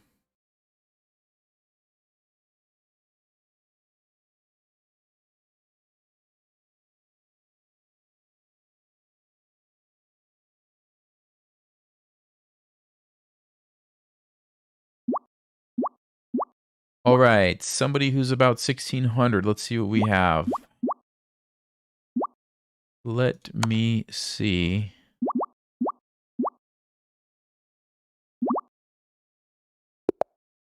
The Return of the Doo-Doo King, 1690. Okay. All right, let me turn off challenges, guys. Sorry if you didn't catch it. D4. So let's just play D5 here. It looks like we're gonna face a London. Let me You know what you could do? You could I don't know if I want to play this. Yeah, you could almost play the Colle with black, and it's sort of the same ideas, right? So we could play e6. We could put our bishop here. Now it's a little different because white has the bishop on f4, but you can kind of still do the same thing. And so it's a nice solid setup, pretty easy to play. Yeah, 95 is a good move, I think. I'm just gonna castle, get the king out of the center, and the typical plan is to strike here. So I think that's what we're gonna do. We're gonna try to put some pressure on the d4 square. And a lot of times what you'll do is play like queen b6 to just keep attacking like that. So let me just scan. Am I walking into any tactics if I do that? No, because it's still defended. I think we're okay. I could also trade first and then go there just to relieve the tension. Yeah, I think I will. Go ahead and take that. And then queen b6 is what I'm thinking.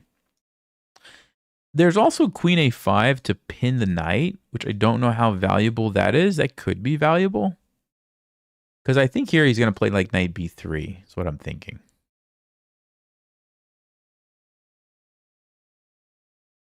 Rook b1. You could play queen c2. Yeah, maybe I'll just stick with the normal. Let's just do it. Let's go queen b6. So we're attacking two things. So like if you think about the London, the drawback of the London is that the bishop is not defending b2, right? And so I'm trying to take advantage of that. This is typically the most annoying thing you can do when somebody plays the London is take advantage of that. Yeah, knight to b3 is what I was expecting. But I think I have a nice move here. Do you guys see a move that I could play that would be annoying for white? Do you see one?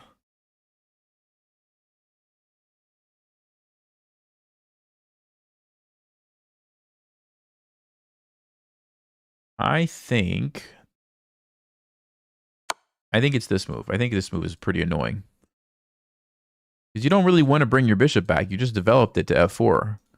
But you don't want to bring your knight back because you just moved it there. And you don't want to put your queen there. So you have to make an awkward decision. You have to make an awkward decision. One of those pieces has to go back, right? And then I actually have a follow-up. Yeah, I actually have a follow-up. That's what I was thinking. What about knight e4? What about knight e4?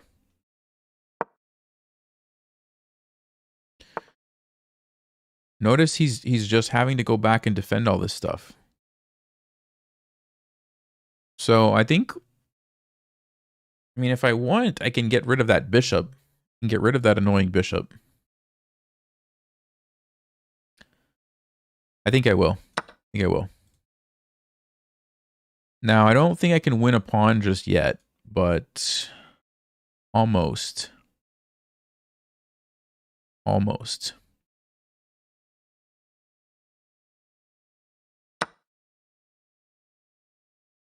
Takes with that knight. If we take here, the queen's going to take. Okay, so I think we just develop. Let's just develop the knight, probably. Don't think we have to overthink anything. I feel like we have a pretty nice position. We've gotten rid of the annoying London bishop. We have the bishop pair. Yeah, I'm feeling pretty good. Only thing is this bishop. I want to get this guy into the game. So what I'm going to do, in typical kind of Colle fashion, is play rook e8 and try to play e5. Because then this guy can come out, start doing some stuff, and we're pretty happy. You could also play bishop d7, but it seems, I don't know, seems pretty passive, right?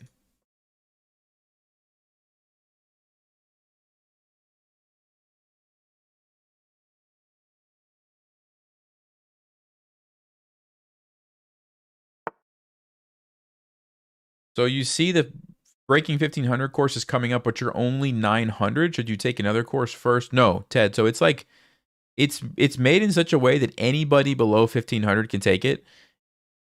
And you're going to pick up stuff all along the way. So, but it also has some like more advanced stuff. So if you're like 1300, you're still going to learn a ton. So yeah, it's designed in a kind of a linear fashion. And so yeah, 900, you can absolutely take it. Rook c1, okay. I don't think that changes my plan. I think we just bust with e5. And I might get an isolated pawn, but it's more important to me that I get my pieces out, right? So here we go. Also, the king is in the center. So we might be able to attack the king. I mean, white still has 2 moves to castle, right? So who knows what's going to happen when this e-file opens. So that's much more valuable than like potential isolated pawn. Yeah, you're welcome, Ted. Good question. Good question. Okay, a3. So we could trade. Now, normally I'm not going to trade. The only reason that I'm considering it is whenever you're in a situation like this, if you retreat, then it puts the ball back in your opponent's court and they get to make a move, right? So like if I retreat, they can play a move and then they can get ready to castle. If I trade, they don't get to play another move. They have to retake my bishop. I mean, it's a move, but it's not like the move that they want to play. So for example, then I could take here. If the knight takes, I take here. This takes, I take here. And I get to the king before they have time to block the pin. So that's why I think we actually should take. I think I actually should take. So again, you see all these rules of like, don't give up the bishop for the knight, you know, but it's just, there's always exceptions. And I think this is one, right? Because look at this pin. Look at this pin. There you go. They take, we have enough pieces. Now, if white wants to, they can sacrifice the rook, but that's probably not going to end very well. So I don't really know what they're going to do.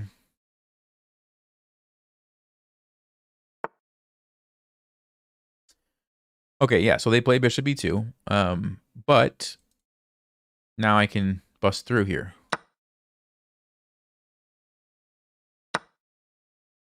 Okay, and again, I think we take with the queen. Takes. We're going to be up 2 pawns. Are there any tricks or problems, or do I have anything better? I mean, taking with the rook is not bad either. But yeah, actually taking with the rook, The only reason I'm thinking take with the rook is because the king is weak. Maybe I don't want to trade queens. Maybe I don't want to trade queens. If I do that, yes, okay, I have an endgame where I'm up 2 pawns, but white's got some active pieces in that situation. I think I would rather do this, honestly. You just have to make sure I don't get like some back rank checkmate, but no, I don't think so.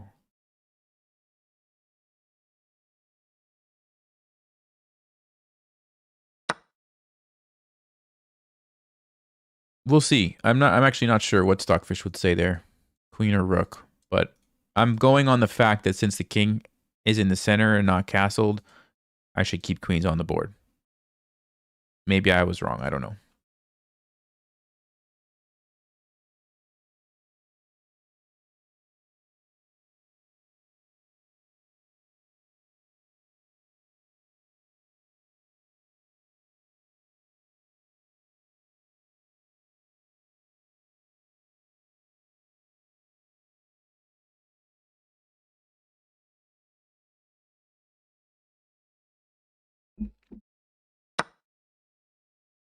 Yep. So I was looking at this earlier, and the move that I think I want to play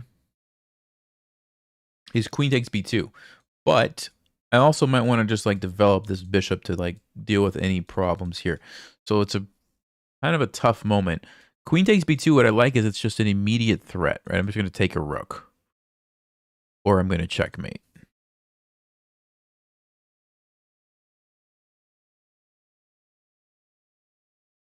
That's defended.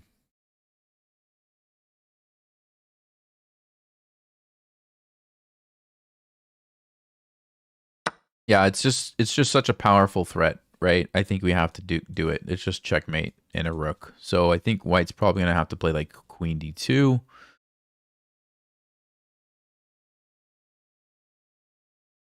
But then we can trade and grab another pawn over here.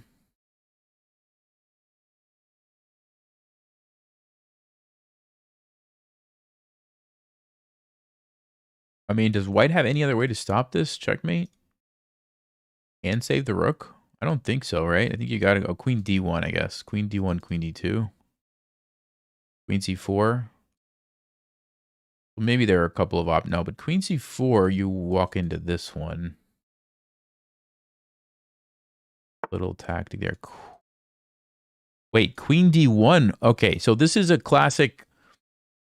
This is a classic removing the, well, it's like a removing the guard tactic. It's also like an overload tactic, which, by the way, we cover in the upcoming course. But overload is when one piece is doing too many things. It's defending too many things.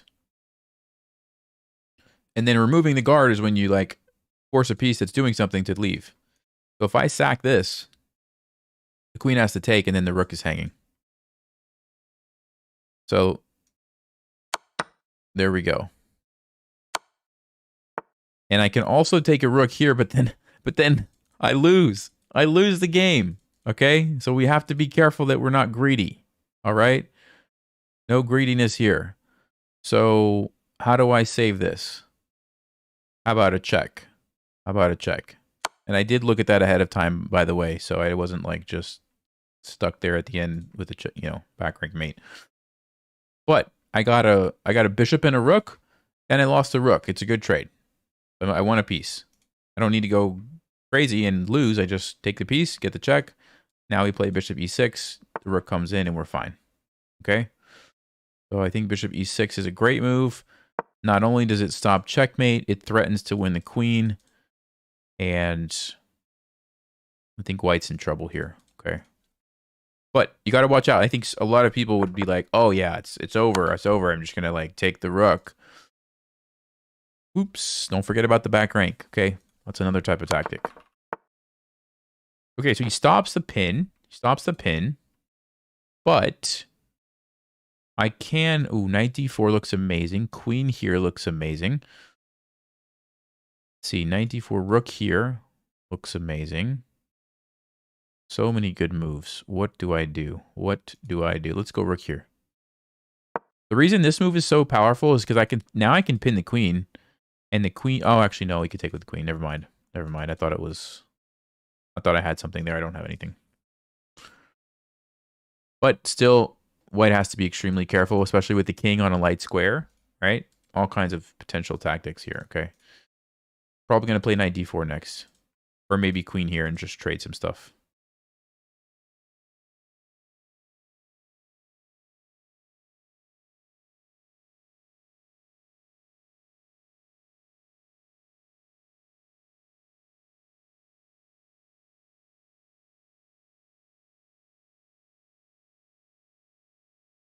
Why would anyone play the Colle system? Why not bring out the bishop first before? Yeah, so it's just like the London, right?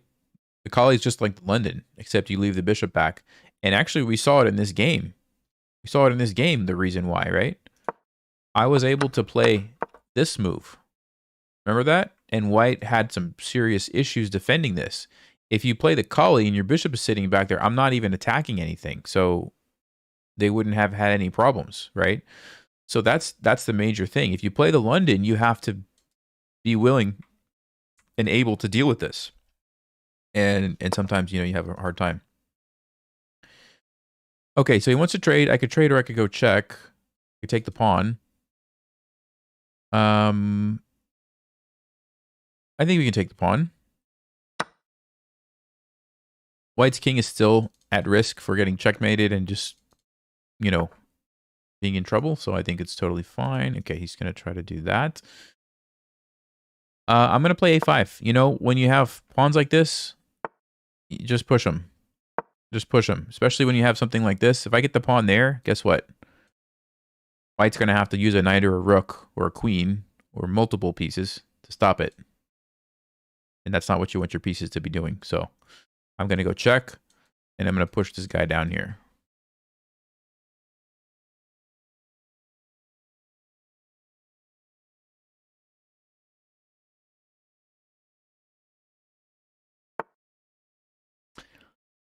Okay, is that a tactic? Is that a hanging piece tactic? I think so. I wanted to go there anyway, but it's even better now because the knight's there. So I think we're going to just snag the piece. Notice, like, you make a plan. Okay, my plan was to push this guy, but then I'm, like, adapting to the things in the position. Good game. Return of the Doo-Doo King. Well played. Yeah, so, like, just to answer Matthew's question, when you play the London, yeah, it's nice because your bishop is not going to get stuck. Cool. That's great. But as soon as they play c5 and bring the queen over, you got to deal with that, right?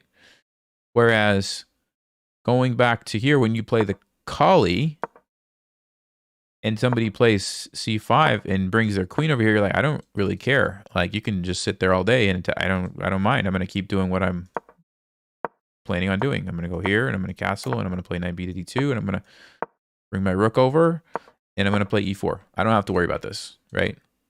So it's different. It's different. I mean, of course, there are advantages to having your bishop out, right? But then you have to deal with it. So it's a kind of a trade-off. Good question, though. Good question. Okay, guys, I'm going to play one more game against somebody who's rated about 1800. And then I'm going to call it a night, okay? Don't forget, check out the waitlist for the course. Comes out in about a month. Spent so much time putting that thing together. It's going to be great if you're trying to get past 1500. So anybody under 1500, whatever your rating is, 500, 800, 1200, it's going to be great. Okay, 1800, I'm going to open up for challenges. And 3, 2, and 1. Okay. Let's see. Somebody who's right around 1800 is what I'm looking for. Right around 1800.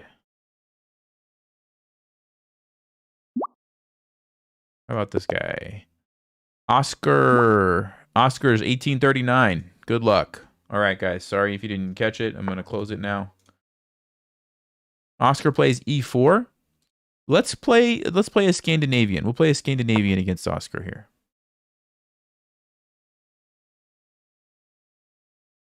So Scandinavian, and I'll play my knight f6 lines. Since we're at the higher rated, I want to play something I'm a little more comfortable with here. So, okay. They could do other things, but this is fine, and I'm just going to recapture with the knight. The nice thing about taking back with the knight is if this trade happens, which it does, I don't have to worry about wasting time with my queen, right? So that's why I like to play knight f6 first. Okay, and I will go ahead and pin this guy, just start to put the pressure on, and then I will play knight to c6 so I can castle, just developing the pieces. Okay. And then let's go with e6. e6 or e5? It's always a question. I think e6 is a little bit more solid just because this e5 pawn then sometimes can become a weakness. c4. Okay. So usually what I like to do is swing the queen over to h5. And we can sometimes use it to attack on the king side. So that's what I'm doing. Notice I'm also set up to castle queen side, which also is nice when you're attacking on the other side of the board, because if you need to throw pawns forward, you can easily do that. And bonus, when you play the Scandinavian and the D pawn is traded, as soon as you castle, your rook ends up on an open file when it starts doing stuff. So that's like you're just accomplishing so many things all at the same time, which is pretty nice. So he wants to attack me if I castle here, I think. So what I'm going to do instead is play bishop d6 first. Create a little threat, right? Create a little threat, but also not give away where my king is going to be. This is kind of an advanced thing, but it can be pretty annoying when your opponent is like ready to attack you, but you're not castling, right? Okay, h3. So I believe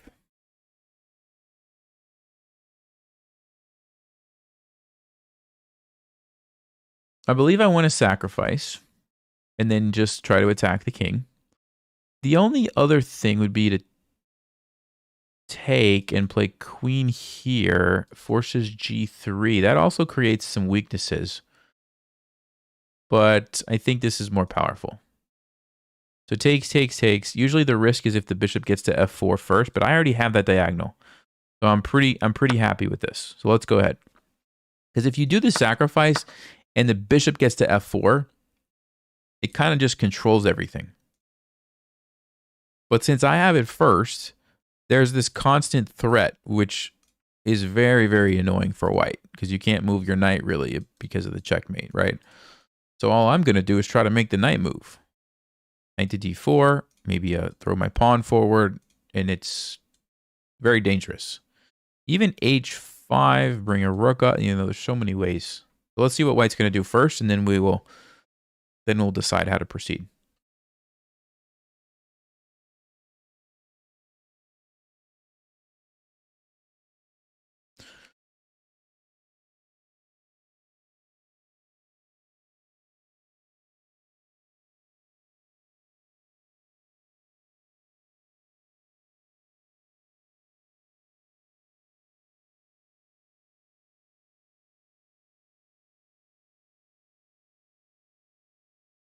You just started in February and you're 800. Awesome, Graham. Nice. Yeah, d4 is a good move, because if we take, he'll take with the queen. So that's fine. And he might try to play c5. This would be annoying because I don't want my bishop to have to leave this diagonal. We already talked about how that's valuable. So there's a move that I think I should play. What do you guys think it is? And there's two moves that I really would like to play, actually. Two moves.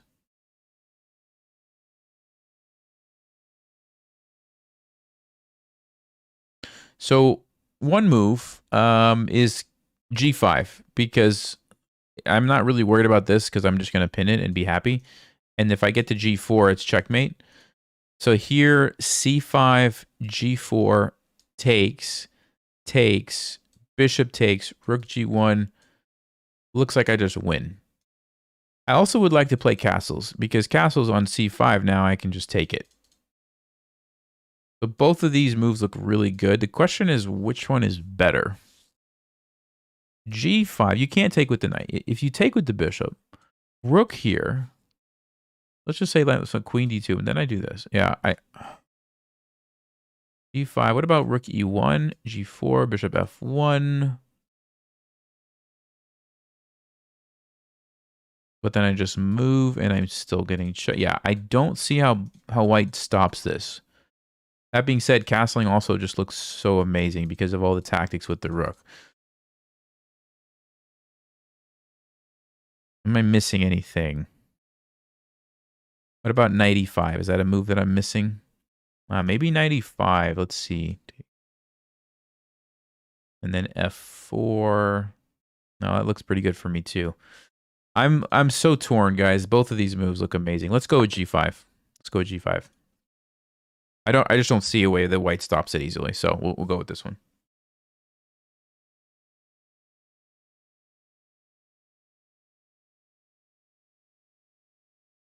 Do both. Yeah, if I could do both at the same time, that would be really amazing, but unfortunately it doesn't work that way.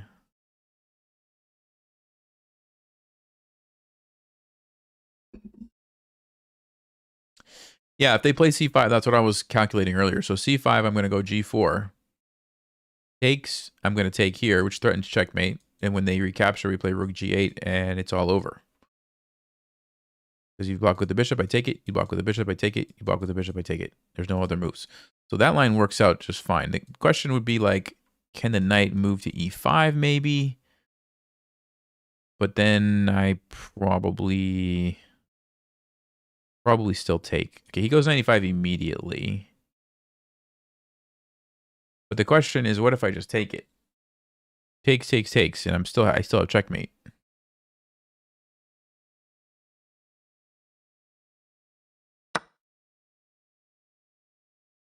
The only move I see is f4, but that's not a good move. I just take, and then, I mean, it's over. I think it's over. So it just shows like how dangerous it can be when you have the bishop queen there, and you sack, and you get this control of this diagonal first. Super dangerous. c5. Okay, not a move I considered. But wait a minute. There's checkmate. There's checkmate in 2 moves.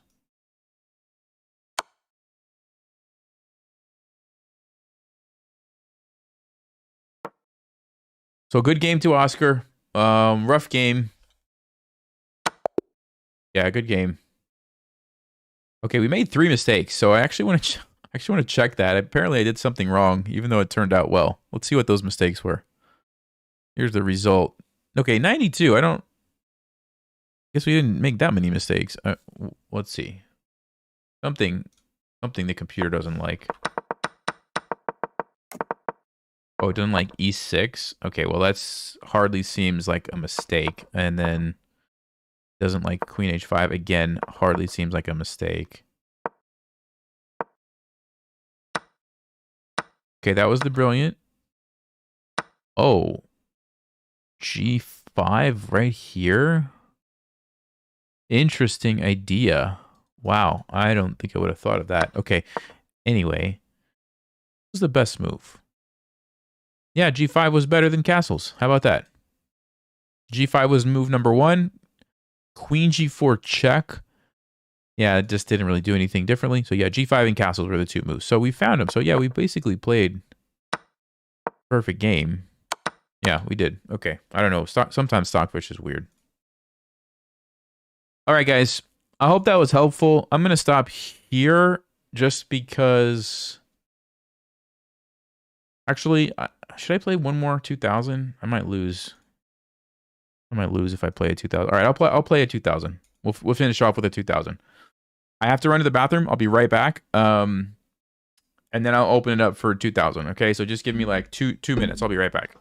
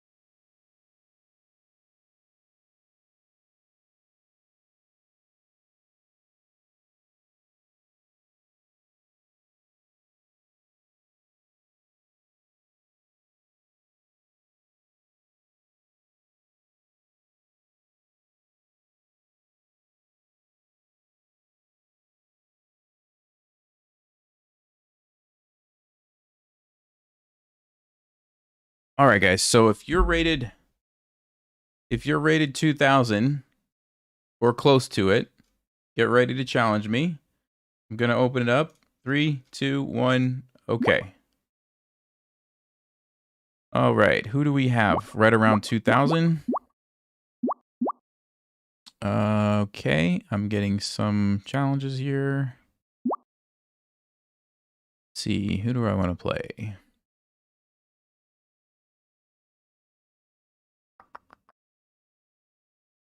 Right at 2000.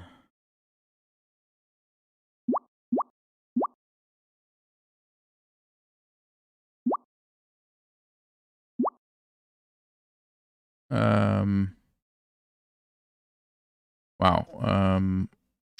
Sorry, I'm just trying to decide. Oh, 23.75. Wow. All right. How about this one? Why can't I accept that game here? Riley.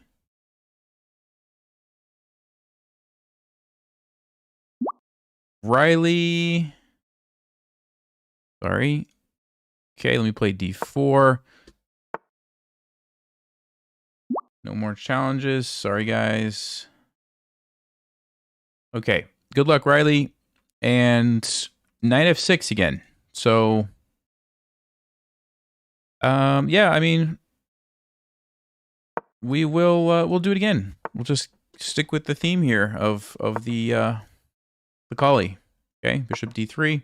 It's kind of a weird place for the bishop against the fianchetto, right? But you could still play it. You can still play it. And let's go knight b to d2. Okay, and I'm going to do the Zukertort again. I'm going to do this fianchetto option over here one more time. Just because it solves the problem of where to put the bishop right away.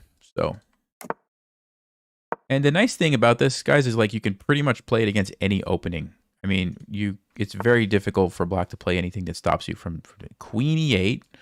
Probably wants to do this and like use the pawns here. Should I go queen e2? Let's go queen e2, and I'm keeping my options open. I might castle this way. I might castle this way. I'm going to see what happens during the game. Okay, we could take. Can't win anything just yet. Got to watch out for a fork. So I don't want to get forked. So how do we avoid the fork is really the big question. How do we avoid the fork? Probably have to take or play e4 myself. Let's take, and we'll see if we can't open up this bishop. Okay, I'm actually wondering what happens if I go bishop a3. Because I'm noticing that the rook is trapped. Now there's c5, but then we have bishop b5 pinning this. b6. Maybe I can't quite take advantage of it. But I was close. Was close. This is the big threat, though, right? This is what we have to make sure we do not allow. We don't want to lose a piece. So,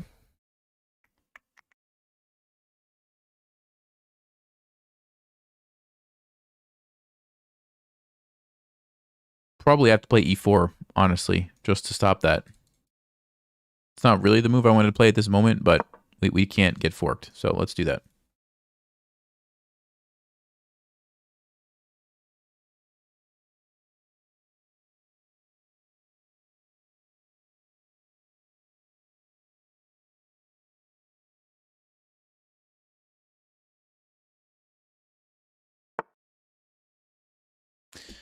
So c5. Okay, there should be a square on the chessboard that jumps out at you when you see this move.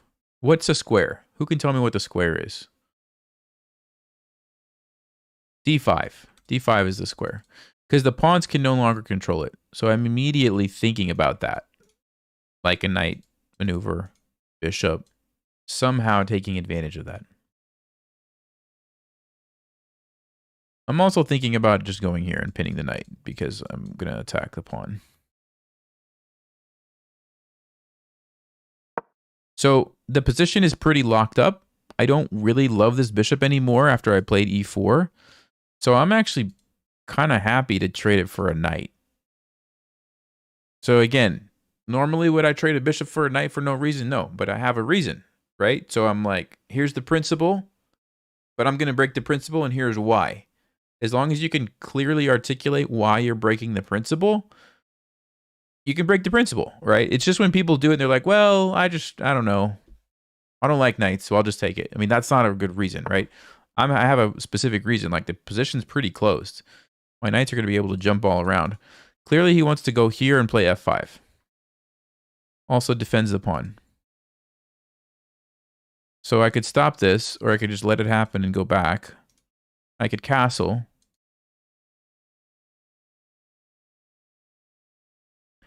Kind of like castling over here. Kind of like that. Gets my king out of the center. Gets a rook lined up where I'm going to probably want a rook lined up on the open file.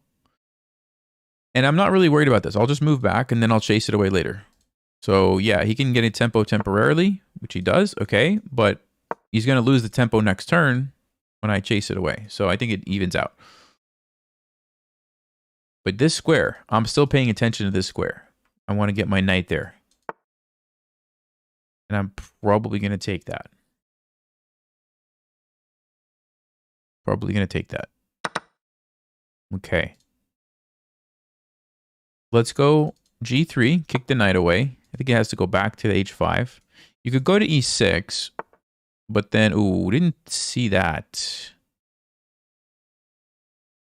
I didn't see that. What's happening? What's happening?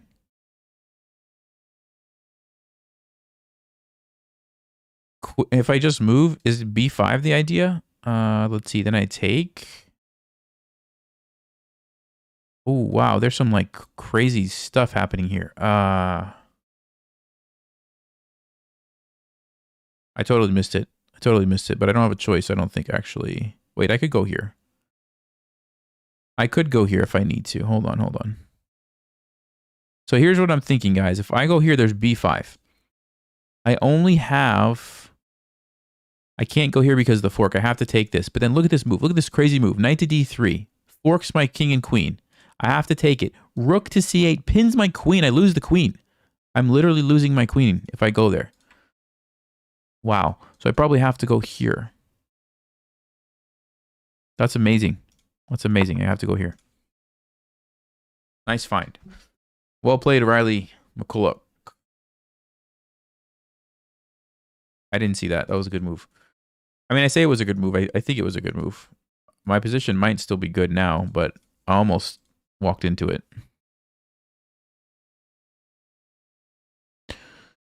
Okay, but now the knight has to move. So if you go here, the knight's probably just going to be stuck.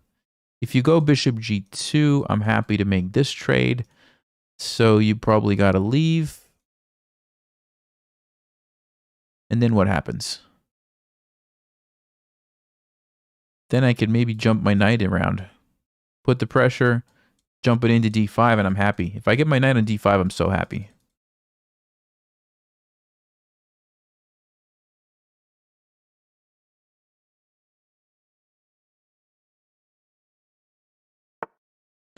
Okay. So it goes back. Defended this. But knight to c4 looks pretty good. I do have to be careful. I do have to be a little careful with this. But I think I'm willing to sack the rook there. I think I'm willing to do that.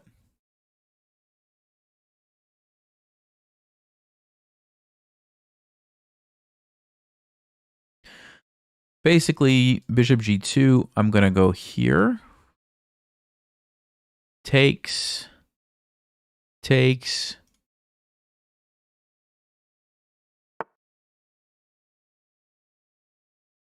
Let's see, takes b5, knight d6. Yeah, this looks okay.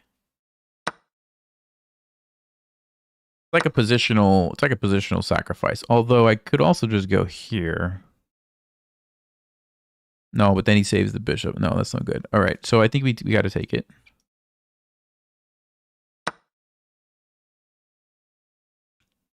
Maybe I should have prevented that. I don't totally know, but okay, knight to d6. It's the queen.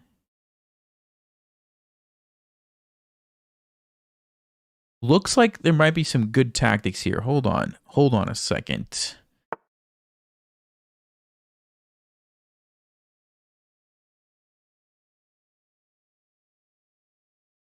Okay, what if I just play like f4?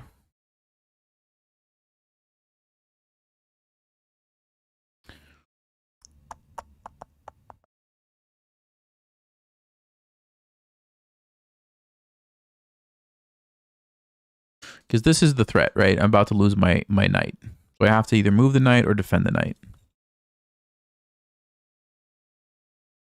Let's defend. I'm not loving my position anymore, actually. I don't know. I got surprised by that bishop h3, and I feel like I'm off track now.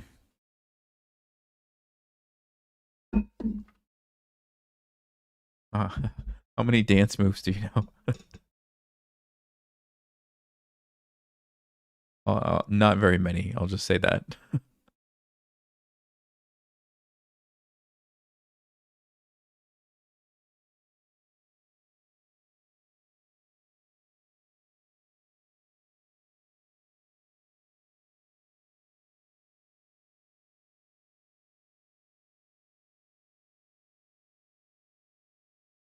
I actually don't mind the fact that I sacked the bishop, or sacked the rook for the bishop and the pawn.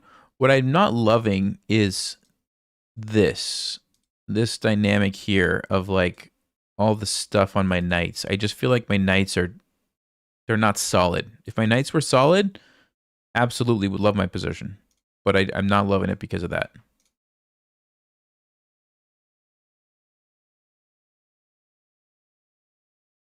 Also, my queen. My queen's kind of weird in the corner. It's not super active.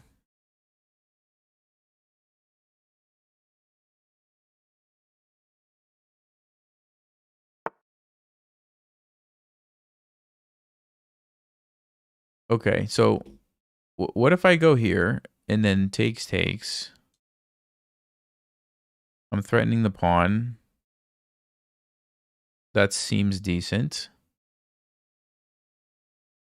There's this trade, which, what happens actually? Normally you don't make those kind of trades, but in this situation, I would have 3, 4, 5, 3, 6, 7. I'd have 2 pawns for a knight. Okay, probably knight b7 is better. Probably knight b7 is better. Takes. Could also just move his rook.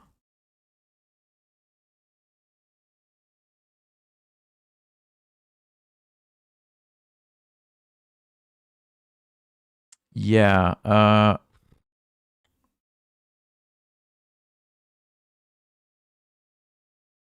it's actually not the worst trade, I don't think.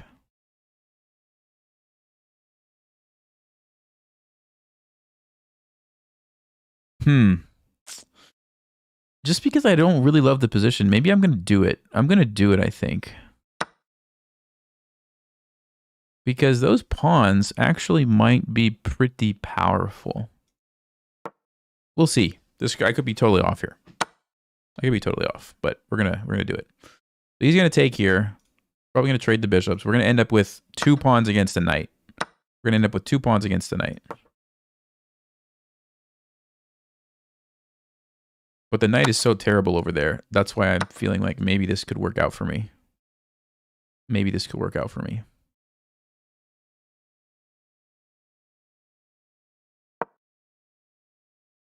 So here we go. 2 pawns versus the knight. But the knight's on the edge of the board, and I have possibilities of invading with my queen, pushing this guy, hunting these pawns, which are kind of extended. Yeah, I feel more confident with this position than the other one. So here we are. Here we are, folks. It's about to get interesting, I think. I think it's about to get very interesting. Let me start with a check.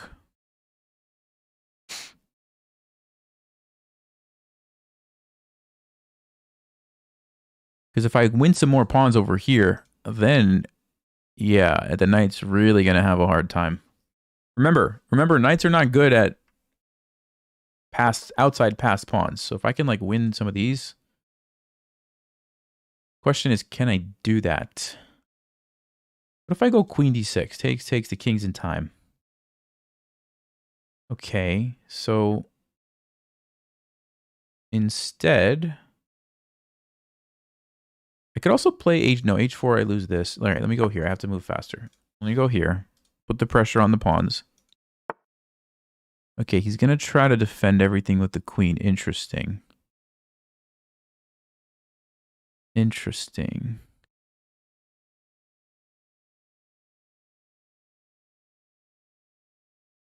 Oh, but wait a second. But wait a second. Wait a second. It's a tactic.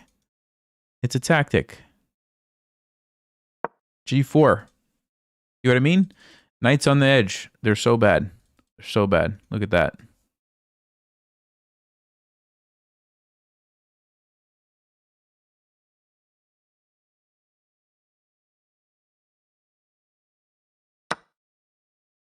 Okay, so here we go. We're back in the game. And now we have an extra pawn, which is probably enough to win. It should be, if I don't blunder something here. If I don't blunder something.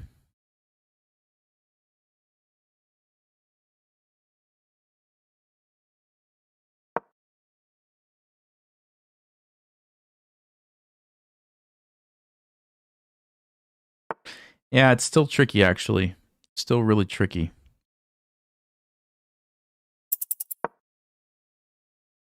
I'm going to try to, like, clamp down the pawns here.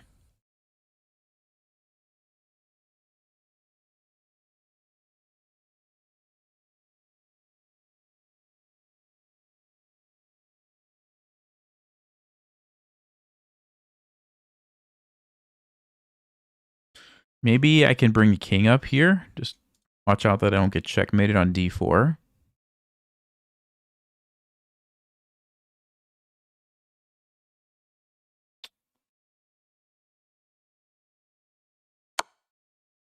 Oh, he wants to trade? Well, I don't have a choice. I have to take it. Very surprised.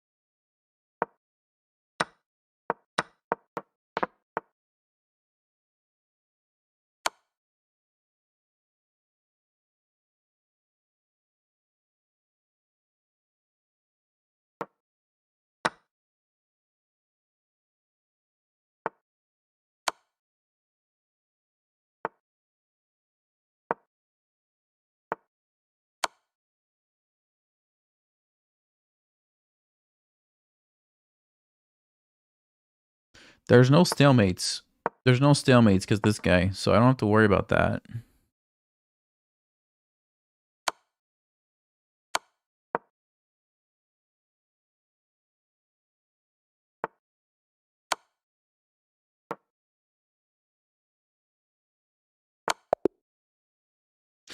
All right, good game, Riley. Let's actually check this game. That's the last one, guys, so I'm not going to play anymore. But I just want to check this one because there were some interesting moments here. I think I messed it up. 88, 82. Okay, not too bad. But let's take a quick look.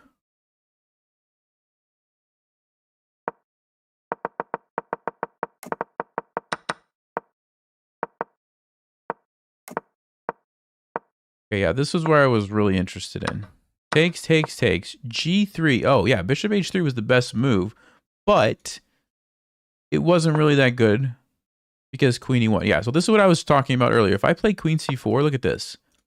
b5. I can't go here because of a fork. I can't go here because they're all controlled. I can't go anywhere else. I have to take the pawn. But then this amazing move, and I lose the queen. I mean, just wild stuff.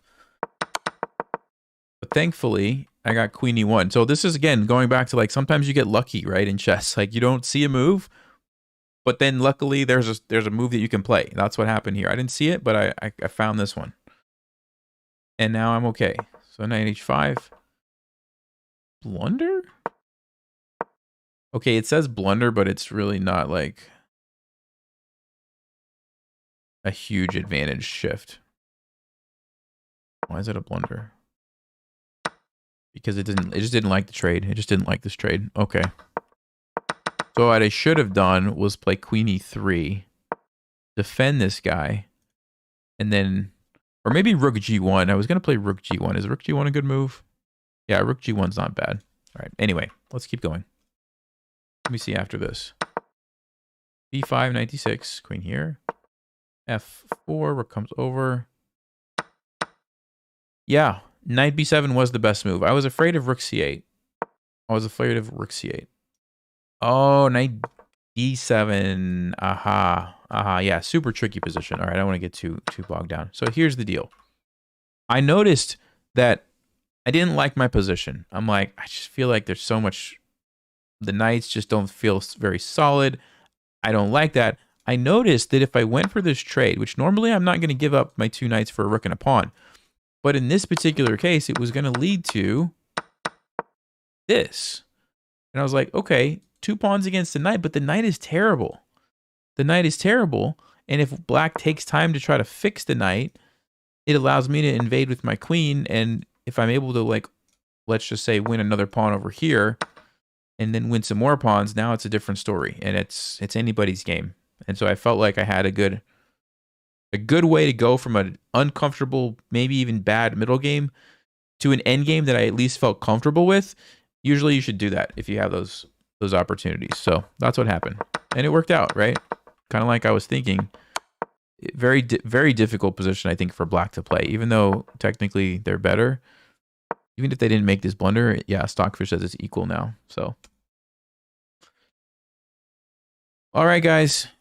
That's going to do it for me. Make sure if you want to check out the, well, you can't really check anything out. You can sign up for the waitlist. The course is going live in July, and I'm excited about that. You'll hear more about it as we get a little bit closer to launch date, but anybody under 1,500, check that out. See you guys next time. Hopefully this was helpful. A little mini rating climb here. Appreciate everybody. Had some good games, and I hope you learned a lot.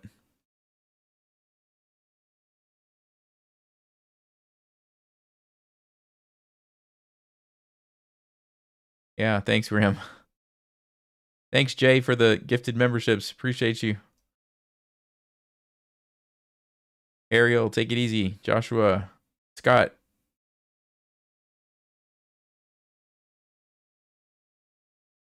Good night, guys.